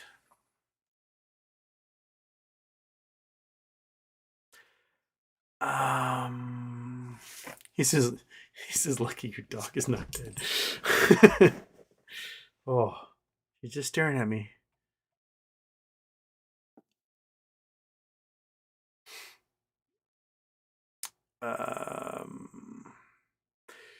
Eagle Mom, my dog ate an entire bag of Hershey Kisses, wrappers and all. She was a whole 6 pounds at the time, and lived and was annoyed she couldn't have more. Yeah, my little dog growing up, Foofer. Foofer was a little 25-pound Basset Fauve de Bretagne. Looked kind of like Benji.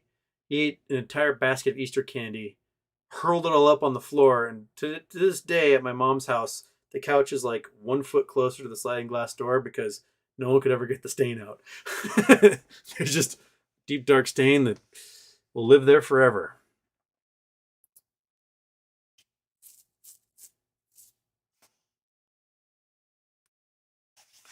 Oh, and there goes the thing again. I lost my place. Of course I lost my place. I have no idea where I was. Oh, but saved by the super chat. Sir Harry Sachs. Well, hello, Harry Sachs. Hey, Houston, what is your opinion on AMC Biggin's latest video, and is your opinion on DRS still the same? Thanks. I don't know what AMC Bigham's latest video is. Is he still talking about the ISDA bank stuff? Because they've been going deep into those things, talking about this next thing. But I haven't seen his latest video, so I can't give an opinion on that at all. In my opinion, DRS is DRS if you want to. I pay in the butt, so I'm not going to do it. I'm all about just easy breezy, man. So I trust Fidelity to handle my shares just fine. So that's where I'll be. But what's his latest video about? I have no idea.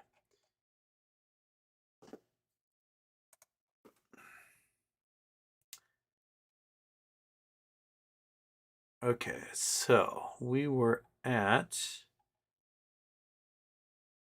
I lost where I was. All right, there's the one talking about mist. There's one telling me the dog's lucky to be alive. You are lucky to be alive, you silly dog. Acme Lithium? No, I'm not. I'm never talking about Acme Lithium, Paul V. Not once have I talked about Acme Lithium. I'm not talking about Acme Lithium. Acme Lithium is not what I'm talking about. Acme is a fictitious company. It's a hypothetical company that's resembling possibly a real company that's out there right now. It's having an S1 that just got launched.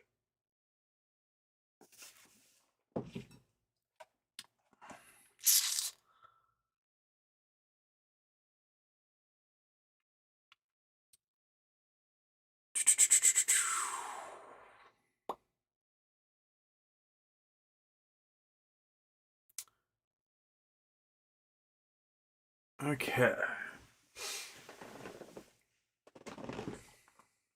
Easy Young likes this shirt. It's a good shirt. Lots of compliments on the shirt today. Shiny Shirt Week is pulling in strong today.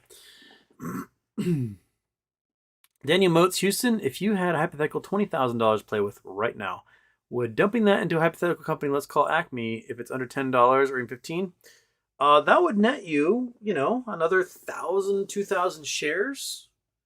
And if the price goes to hundreds or thousands of dollars a share, you could turn that 20,000 into hundreds of thousands of dollars, or $1 million or $2.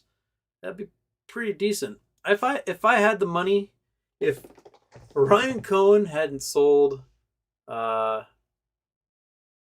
Bath and Beyond stock, I would have rolled that sucker over into an insane amount of cash, and I would put it all into a company like Acme. And I'd be sitting on like 20 or 30,000 or maybe more shares right now. But that went blink and overnight. And when the market opened in the morning, those calls were worthless. So I didn't get to do that. But that was the plan. That was the game plan all along.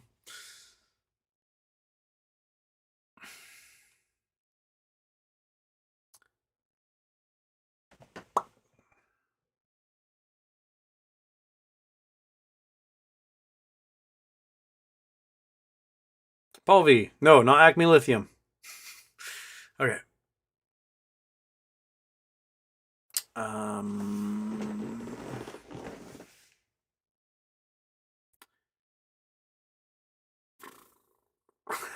West Wind, Houston, can you run downstairs, get monkey butt pig ears?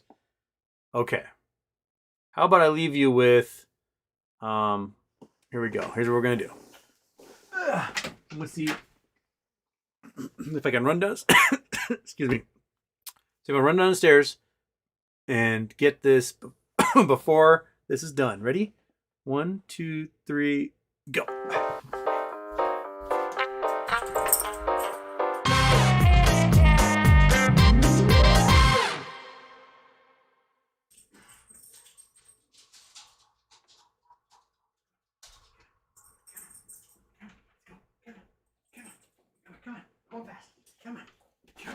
Come on. Oh yeah, you finished too soon. Okay. Pig ears, wonderbound. All right, monkey. You want that? There you go. He dropped it. Wonderbund. Thank you, intrepid viewer. Monkey loves this so much. Okay. You got it? Chew away, bud. Have some fun. Make some cracking sounds on that microphone. Okay. Just listen to it.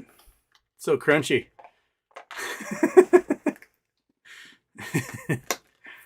All right. Where was I? What was I talking about? Okay. Everyone set Paul V straight. We're good. C2, Houston, have you seen FTD figures on Upstart? It's been on-off reg show recently and went on again for OPEX. I'm cautiously optimistic with leaps and shares. Yes, I've seen it. Lots of talk about it, screaming. I have not done anything about it. At this point, I'm just kind of sitting, waiting for this S1 rocket ship. And that's what I'm sitting on. Okay. Who's the chick who just got handed 11-year prison term? The Theranos CEO, Elizabeth, what's her butt? What's her name, monkey? Elizabeth, Holmes? Elizabeth Holmes? She just got absolutely thrown in prison for stealing everyone's money. And of course, Jim Cramer referred to her as this generation's Steve Jobs. So that's why she went to prison. She got touched by the Cramer curse, and reverse Cramer works every time.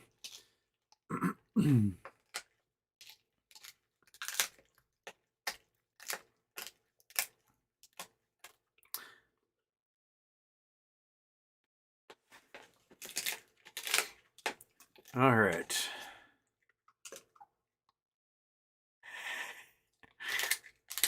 I wasn't done reading that as the XX18 flies by. Okay.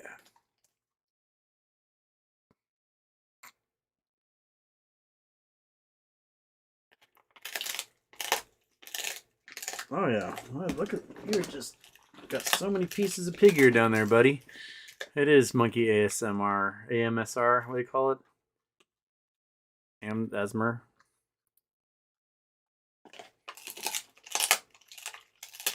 B-Stack moved back to the East Coast from BC a year ago. God, I miss the mountains. Something about Cascadia is really special. It is. It is a beautiful, beautiful, beautiful place to be.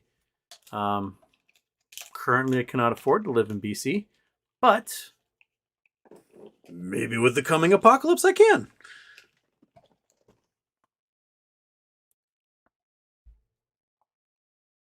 Okay.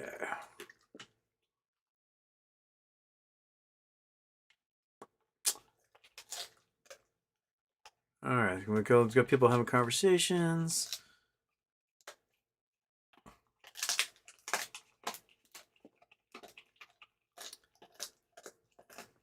Dr. Evil Houston, do you find it kind of nuts that DOG seems to be going harder on Ticketmaster than the stock market? Well, my guess is that everyone in Congress either wanted to go see Taylor Swift or had a daughter who wanted to go see Taylor Swift, and none of them could do it because of Ticketmaster prices. Therefore, it affects them in a way that nothing else seems to affect them on a personal level. So they're going after Ticketmaster. And you know what? They should have gone after Ticketmaster 25 years ago when Eddie Vedder was going after Ticketmaster. They didn't do anything about it then. Ticketmaster needs to be stopped. They do. There's no reason whatsoever for the way ticket prices have gone. There shouldn't be only one company available to plan events and sell the tickets. That's all evil. And you know, when I was a teenager, you go to a concert and it was like $15. 20 years later, you want to go to a concert. You want nosebleeds at a concert. You're paying like $250. You want floor seats. You're paying in the thousands. It's silly, and that money's not going to the artist. The artist puts their ticket prices up for a reasonable price, but through scalpers, promised tickets to T-Mobile or Shell Oil or whatever, then it becomes very few tickets available, and those tickets get purchased by robots, and those robots turn them over and sell them on StubHub for a fortune. And it's all part of the system. Ticketmaster owns everything. They're evil. But we don't have a regulatory body specifically for StubHub and Ticketmaster like we do for stocks. So Congress kind of counts on the laws that already passed to work for the regulatory process. Yeah, you got it all, bud. That's it. It's all gone. It's all gone. And what do you want now? Are you happy? Yeah, you happy? She says thank everybody in the chat who told me to get the pig ears. Are you thanking them right now with your mind? Okay. She's thanking you. She's saying thank you very much by licking her lips and staring at me some more. Because she knows that she stares at me, the pig ears will appear, and that's what works, right? Yeah. So Hopefully, they take down Ticketmaster. I mean, they should take down everybody. Take everyone who's basically a monopoly.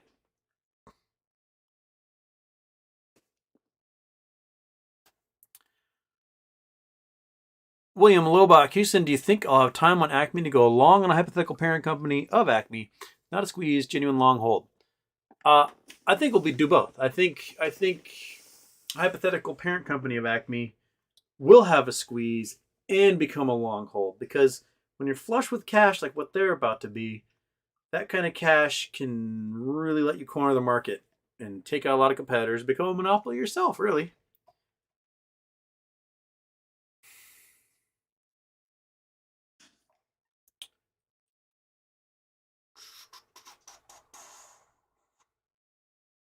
Yes, Daphne, they break up all the monopolies. Break them all up. Break up the hotel monopolies. Break up the ticket monopolies. Break up the oil monopolies. Break up the mining monopolies. Break them all up, monkey. Every last one of them. Break it up. Break it up. Break it up. Oh, there's a thing. Look at that.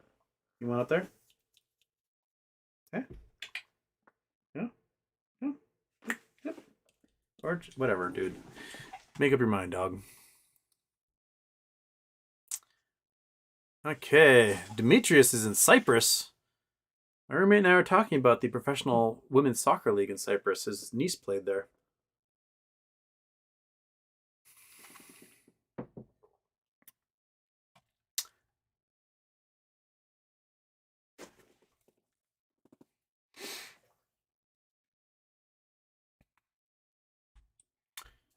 Okay.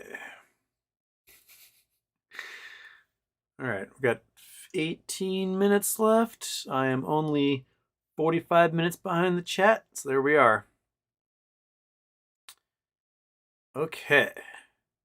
8pi or 8pi is beryllium super toxic. Beryllium is super toxic if it is not bound with something else.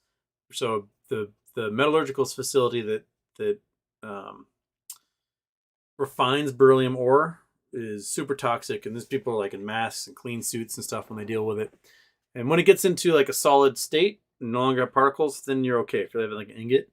But while the particles are flying around, it is super bad. There's a Tiffany stone. I've got a piece of it from the Brushwoman mine. Apparently, it's pretty toxic. I leave it in the garage. I don't have it inside in the house at all. It lives out in the garage.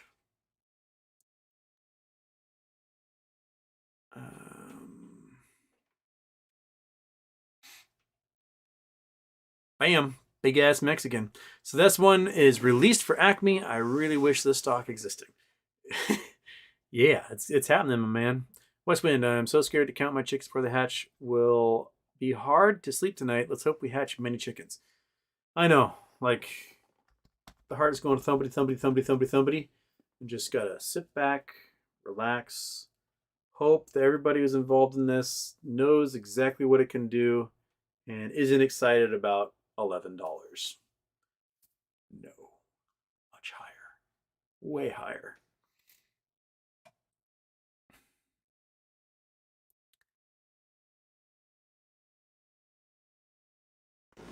Kirk's not so hot neighbor.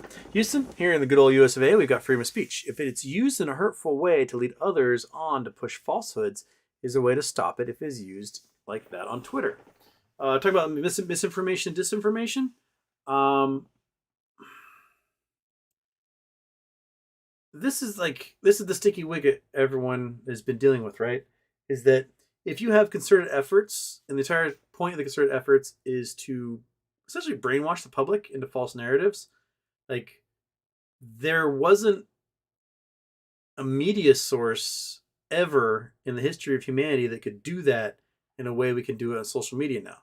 So like, when the Constitution of the United States was written, you had letters, you had local newspapers. And a lot of the news articles in local newspapers could be days or weeks old because that's how long it took the news to get there, right? Something happened in London, England. You didn't hear about it until someone with the news came on a ship 3 weeks across the ocean. And then you're like, oh, that happened in England. We'll put that in the paper. And then the telegraph came along. So you get information pretty quickly. If you did read Krakatoa by Simon Winchester, which I told you to read, that was the first natural disaster to be broadcast almost in real time via the telegraph. So the newspapers were printing the harrowing tales of this volcano erupting and the tsunamis and the damage it was causing within a day of it happening. And it was the first time people really had that kind of quick news. Then we moved into we had telephonic information, we had radio, we had television, but those were monitored under things like the FTC and the FCC and the Fair Practices Act and Equal Time Act, and so those things were still kind of mitigated by journalistic standards. Well, we moved into an international realm where anyone can say anything and have it be taken as God's honest truth, or they can pump out information, and there's no fact checking. And if there's fact checking, it's not that good. It's like, well, the true story is blah blah blah blah blah blah blah. When really the platform should just be like, and delete. Like you're spreading incredibly false information. It could be damaging. It could hurt people's lives and affect their safety. The platform, not the government, the platform should be responsible enough to just boop, turn that thing off. Tell the person like, hey, do better. We don't like it when you spout fake crap like that. Like, no one's drinking baby blood in this pizza restaurant. Dude, you got it all. You ate it all. It's gone. You don't have to stare at me anymore. You did it. You did it, my man. She's just sitting down here, just giving me the stare. Yeah, just staring right at me. We'll just do a chin scratch for you.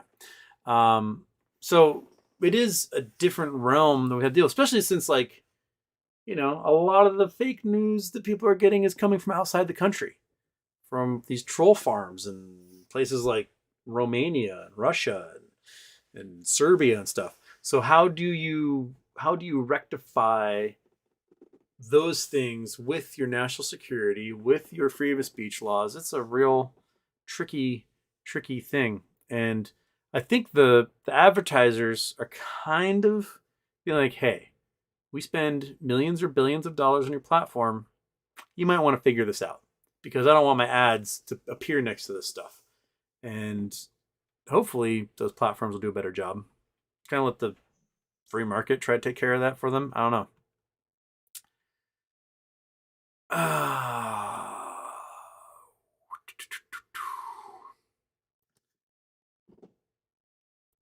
Situba. There's enough bullish option sentiment on SPX and SPY to keep it crawling around and up and on low volume. Nothing real in its valuation at the moment. It's true. It should be at the moment, but man.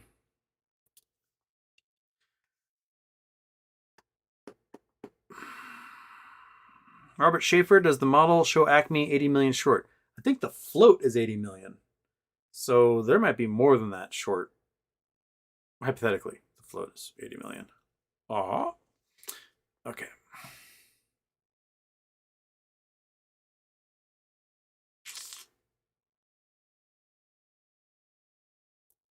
Looks like a body, Houston.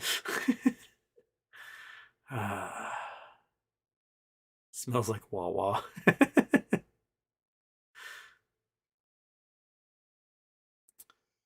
Oh, what happened with Snurtlert? Snurtlert, why are you getting deleted there, bud?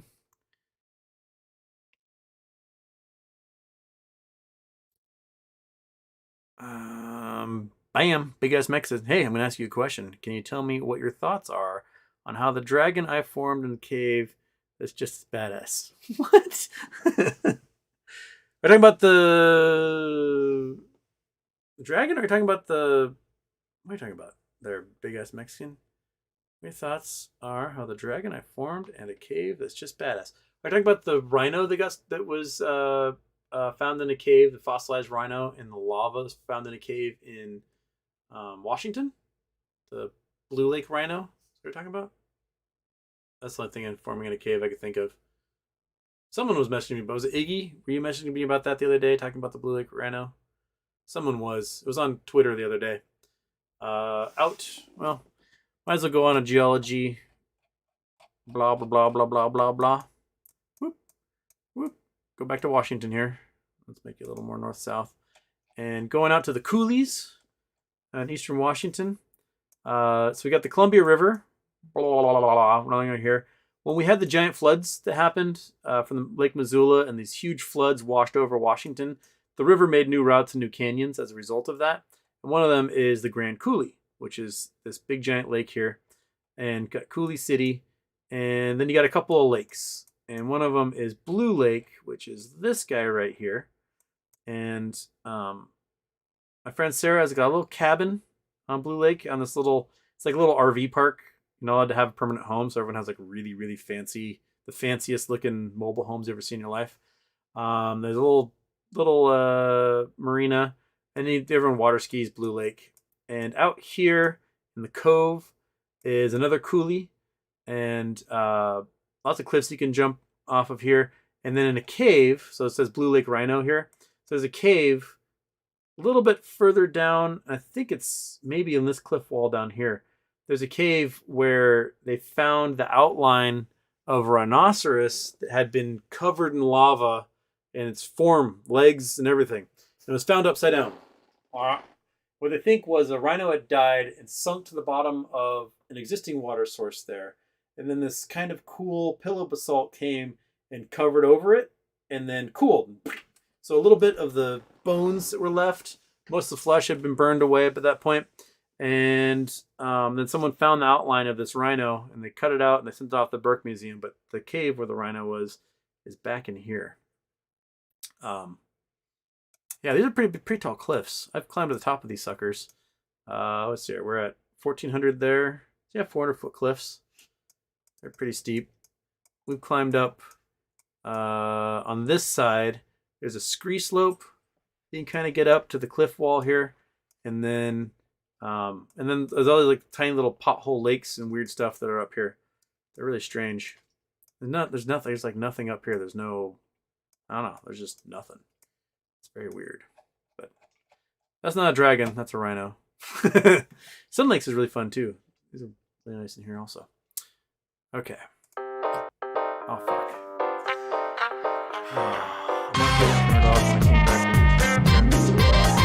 Things.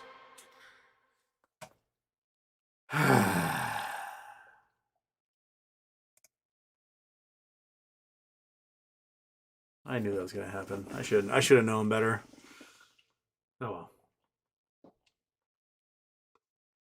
Don't worry. When I get the other After Dark on here, we'll have like 3 of them I can screw up on.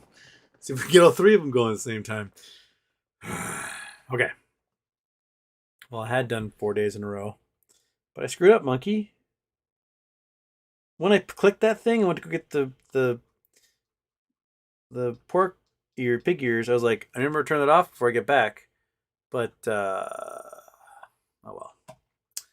Oh well. Snort alert. What happened here? Oh, it's just Snort alert repeating S1 effective today over and over. Snort, you don't need to repeat that over and over and over. It's fine. We know. We know. Okay. He's on dial-up.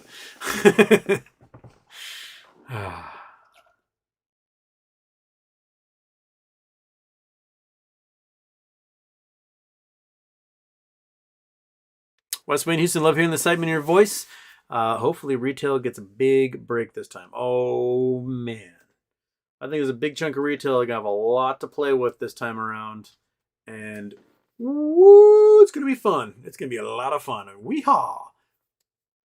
We're going to have a good time with it. Yeah, just me, Belgian Whale. Just started watching the show. Oh, let's go Acme. Let's go Acme indeed.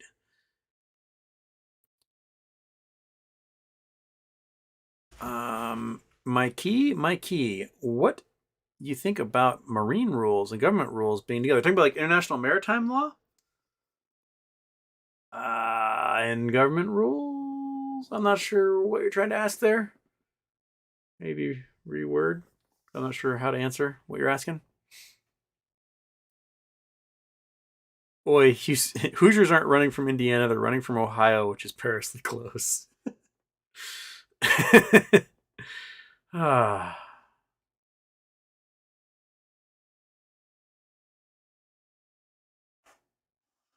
B2B brand. I worked with an engine builder when I was in high school. He went to a trade show in Indianapolis. When he came back, he said it was hell on earth. A friend of mine is a pilot for NetJet. You know, all the private jets. You know, like buy a card with number of flights on it or whatever for rich people. And every year, because of his onboarding when he became an employee, he's got to do this like yearly training program they have. And now he's stuck going every January to Columbus, Ohio to do training. And he's like, dude, Columbus, Ohio is the worst place in the entire world. And in January, it's the worst place of the worst place in the entire world. And that's, where the Ohio State is. Those poor people.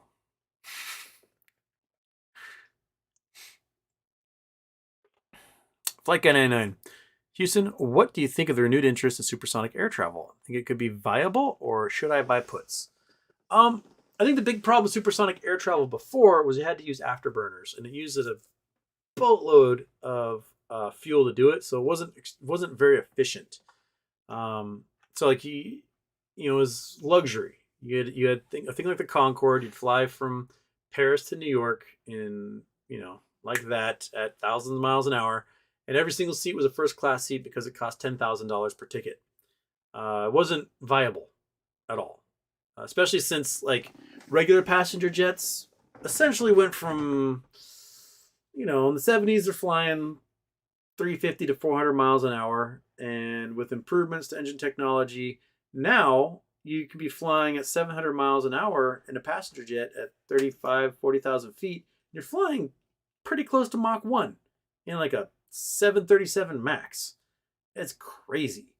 The speeds with the tailwind I had when I was going from Iceland to Zurich last January, we're doing like 740 in a passenger jet. I was like, holy crap. You didn't see speeds like that in passenger jets 30, 40 years ago. So now we got to sleek out the jets a little more. We've got these highly efficient engines that sip fuel and can just hurdle jets across. So now we can actually get to supersonic jets that are much more fuel efficient than they ever were before. Sir Harry Sachs. Hey, Houston. What are your thoughts on the war in Eastern Europe? And do you think it might escalate to nuclear weapons being used? Well, Putin's a piece of crap. And I think this war will be his downfall. The winter is just beginning in Ukraine, and the conditions are going to get really, really, really harsh, especially for the Russian soldiers who don't have the right kit. They don't have warm clothes. They don't have winter boots. They don't have blankets. They don't have sleeping bags. They don't have food. They don't have water. Oftentimes they have non-operable machine guns. They aren't given shovels to dig trenches. They're exposed to elements, and they're going to starve and freeze to death. The ones that don't starve and freeze to death are going to forever be incredibly pissed off. Putin's desperate, and they're trying to get any man they can to be conscripted, because anyone who had any cash on name whatsoever has left the country. There's estimates that 15 million men have left Russia. Essentially, an entire generation of men are like, I'm out, see you later. That does not bode well for their economy. It doesn't bode well for their war effort. If you don't have people who can work your factories and do your jobs and mow lawns and do everything else, then you got no economy. And if you're sending them out to a meat grinder of a war zone with insufficient equipment because you had so much graft in your military that all your generals sold off everything, stripped out electronics for scrap, well, you're kind of doomed. Putin had bad information. His generals were like, oh yes, we're tip top. We are the best military in the world. Putin's like, cool. Well, let's invade this country and take the capital in 3 days. And the general's like, okay. How many people do you need? I'm like, well, you said you had 150,000 men in your battalion, so let's send the 150,000 men. And the general's like, yes, I have 150,000 men. In the back of their head, they're like, well, we actually have 40,000, and I just pocket the paychecks for 110,000 men, and then I use that to buy a super yacht that's out in Cyprus right now. And Putin doesn't know this. Putin's like, sweet, send those 150,000 men. The general's like, I am sending them. And he sends the 40,000. There's no one for the second wave of the Blitzkrieg, and they all get wiped out. And the general's like, oh, nuts. Looks like we weren't as good as we thought we were. And Putin's like, you're fired. Brings another general who's been lying his way up. Well, General, what do you have for me? I have 150,000 men. Do you now? Excellent. Can you send them? He's like, yes, I can. General's like, well, I only have 60,000 men because I took the paychecks of 90,000 men that don't exist, and I bought a boat that's out in Monaco right now. But he sends 6,000 men. They get their asses kicked, and this happens again, again, again, again, again. So what we're going to see from Putin is we're going to see the Ukrainians push the line and get to the Crimean Peninsula. I think the Ukrainians plan on fighting through the winter, which, usually things kind of stalemate, but the Ukrainians have food, they've got supply chains, they've got money, they've got all sorts of stuff coming in that they may push against the Russians all winter long and just wait for the elements to take out those soldiers. And they may try to make a move on Crimea at some point. Putin may be like, if I can't have it, no one can. Push a button. And we could see, nuclear things happen, which would suck. But I don't know if when Putin makes the order, if anything will happen. For a couple reasons. One, it is really easy to bribe people along the chain, right? They get paid dirt. You've got 9 layers of security between Putin saying, launch this thing, and you got 9 people say, launch this thing, launch this thing, launch this thing, launch this thing, all the way down to the guy who has to push the button. And anywhere along there can be corruption. So if, say, I don't know, someone's a CIA asset because American came along, it's like, hey, I hear you're the number 5 guy in the chain of command here between when Putin says launch and it launches. I'll pay you $30 million not to launch that thing. And that guy will go, all right. Why? Because he's not going to get $30 million from Putin. That's for damn sure. He's getting $2,000 a month if he's lucky. So he'll go, yeah. If he says launch it and I say no, you give me $30 million. Done. Nothing launches. Number 2, if it does make it through those 9 layers, right? It does make it through those 9 layers and they launch. Hit that button. Bong! Okay. It's evident from what invaded Russia that they never rotated a tire. They never checked any gaskets. They never lubed wheel hubs or looked for rot in the rubber. They just did no maintenance whatsoever on anything ever. So all these engines are crapping out. The tires are exploding. The treads are falling off of tanks. And there's no tools or spare parts to deal with it, so they just leave them there. If that's the case, they haven't rotated a tire in 30 to 50 years. What makes you think they've checked the O-ring on an ICBM that's been sitting in a silo since 1978? Zero. People are like, no, Putin spent a bunch of money modernizing his weapons. He spent a bunch of money, but did it actually make it to modernizing weapons? Or did it go into an Air Force general's pocket who then bought a yacht that's now sitting off the coast of Ibiza? That's much more likely. I'm spending $1 billion modernizing my weapons. General, you're in charge. General goes, thank you very much. $1 billion. Here's $100 million for you. I'm going to take this $900 million. I'm going to go buy a super yacht and a house in London. And that's what they did. So I think it's very likely that Putin's like, let's launch everything. Bing! And 9 out of 10 of those suckers explode in their silos and never go anywhere because no maintenance was done. And you just wiped out your own nuclear fleet with a whole bunch of nuclear warheads exploding in their silos. So, will he go nuclear? When he's pushed against the wall, I think there's no doubt he will tell someone to do it. I give it 75% chance that he tells someone to launch that thing. Either doesn't launch or because it doesn't get passed down the chain of command, or when they try, it fails miserably. That 25% chance is scary and awful. But it will result in a NATO conventional warfare from NATO that would just wipe out absolutely everything. There's no way any of those antiquated systems that Russia still has could do anything against an entire fleet of F-35s flying through the air. Those things will just pick off everything, and radar will never pick them up. They're antiquated air defense systems which are rusting away. We'll never be able to shoot one of those things down. It's gonna be crazy. Yeah. Okay.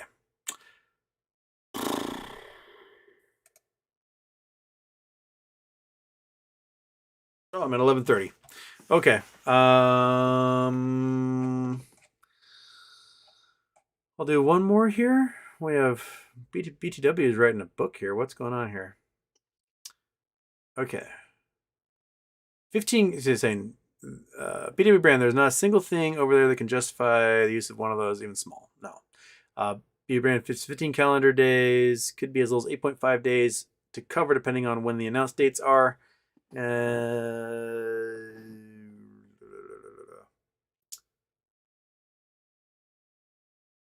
Okay, yeah. Something about official documents. I'm not getting there. Houston can't sleep. Can you stay up till bedtime? I gotta wake up early. I've got two things. One of the viewers is putting in a fireplace for me tomorrow, which is fantastic.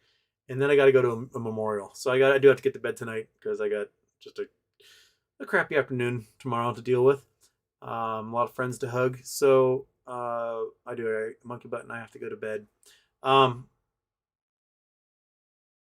I might maybe I'll do a Sunday night show, kind of a pregame before Monday, a little Sunday night, Monday fun day type thing. See if I can find some time. Maybe Sunday night one we'll get in there.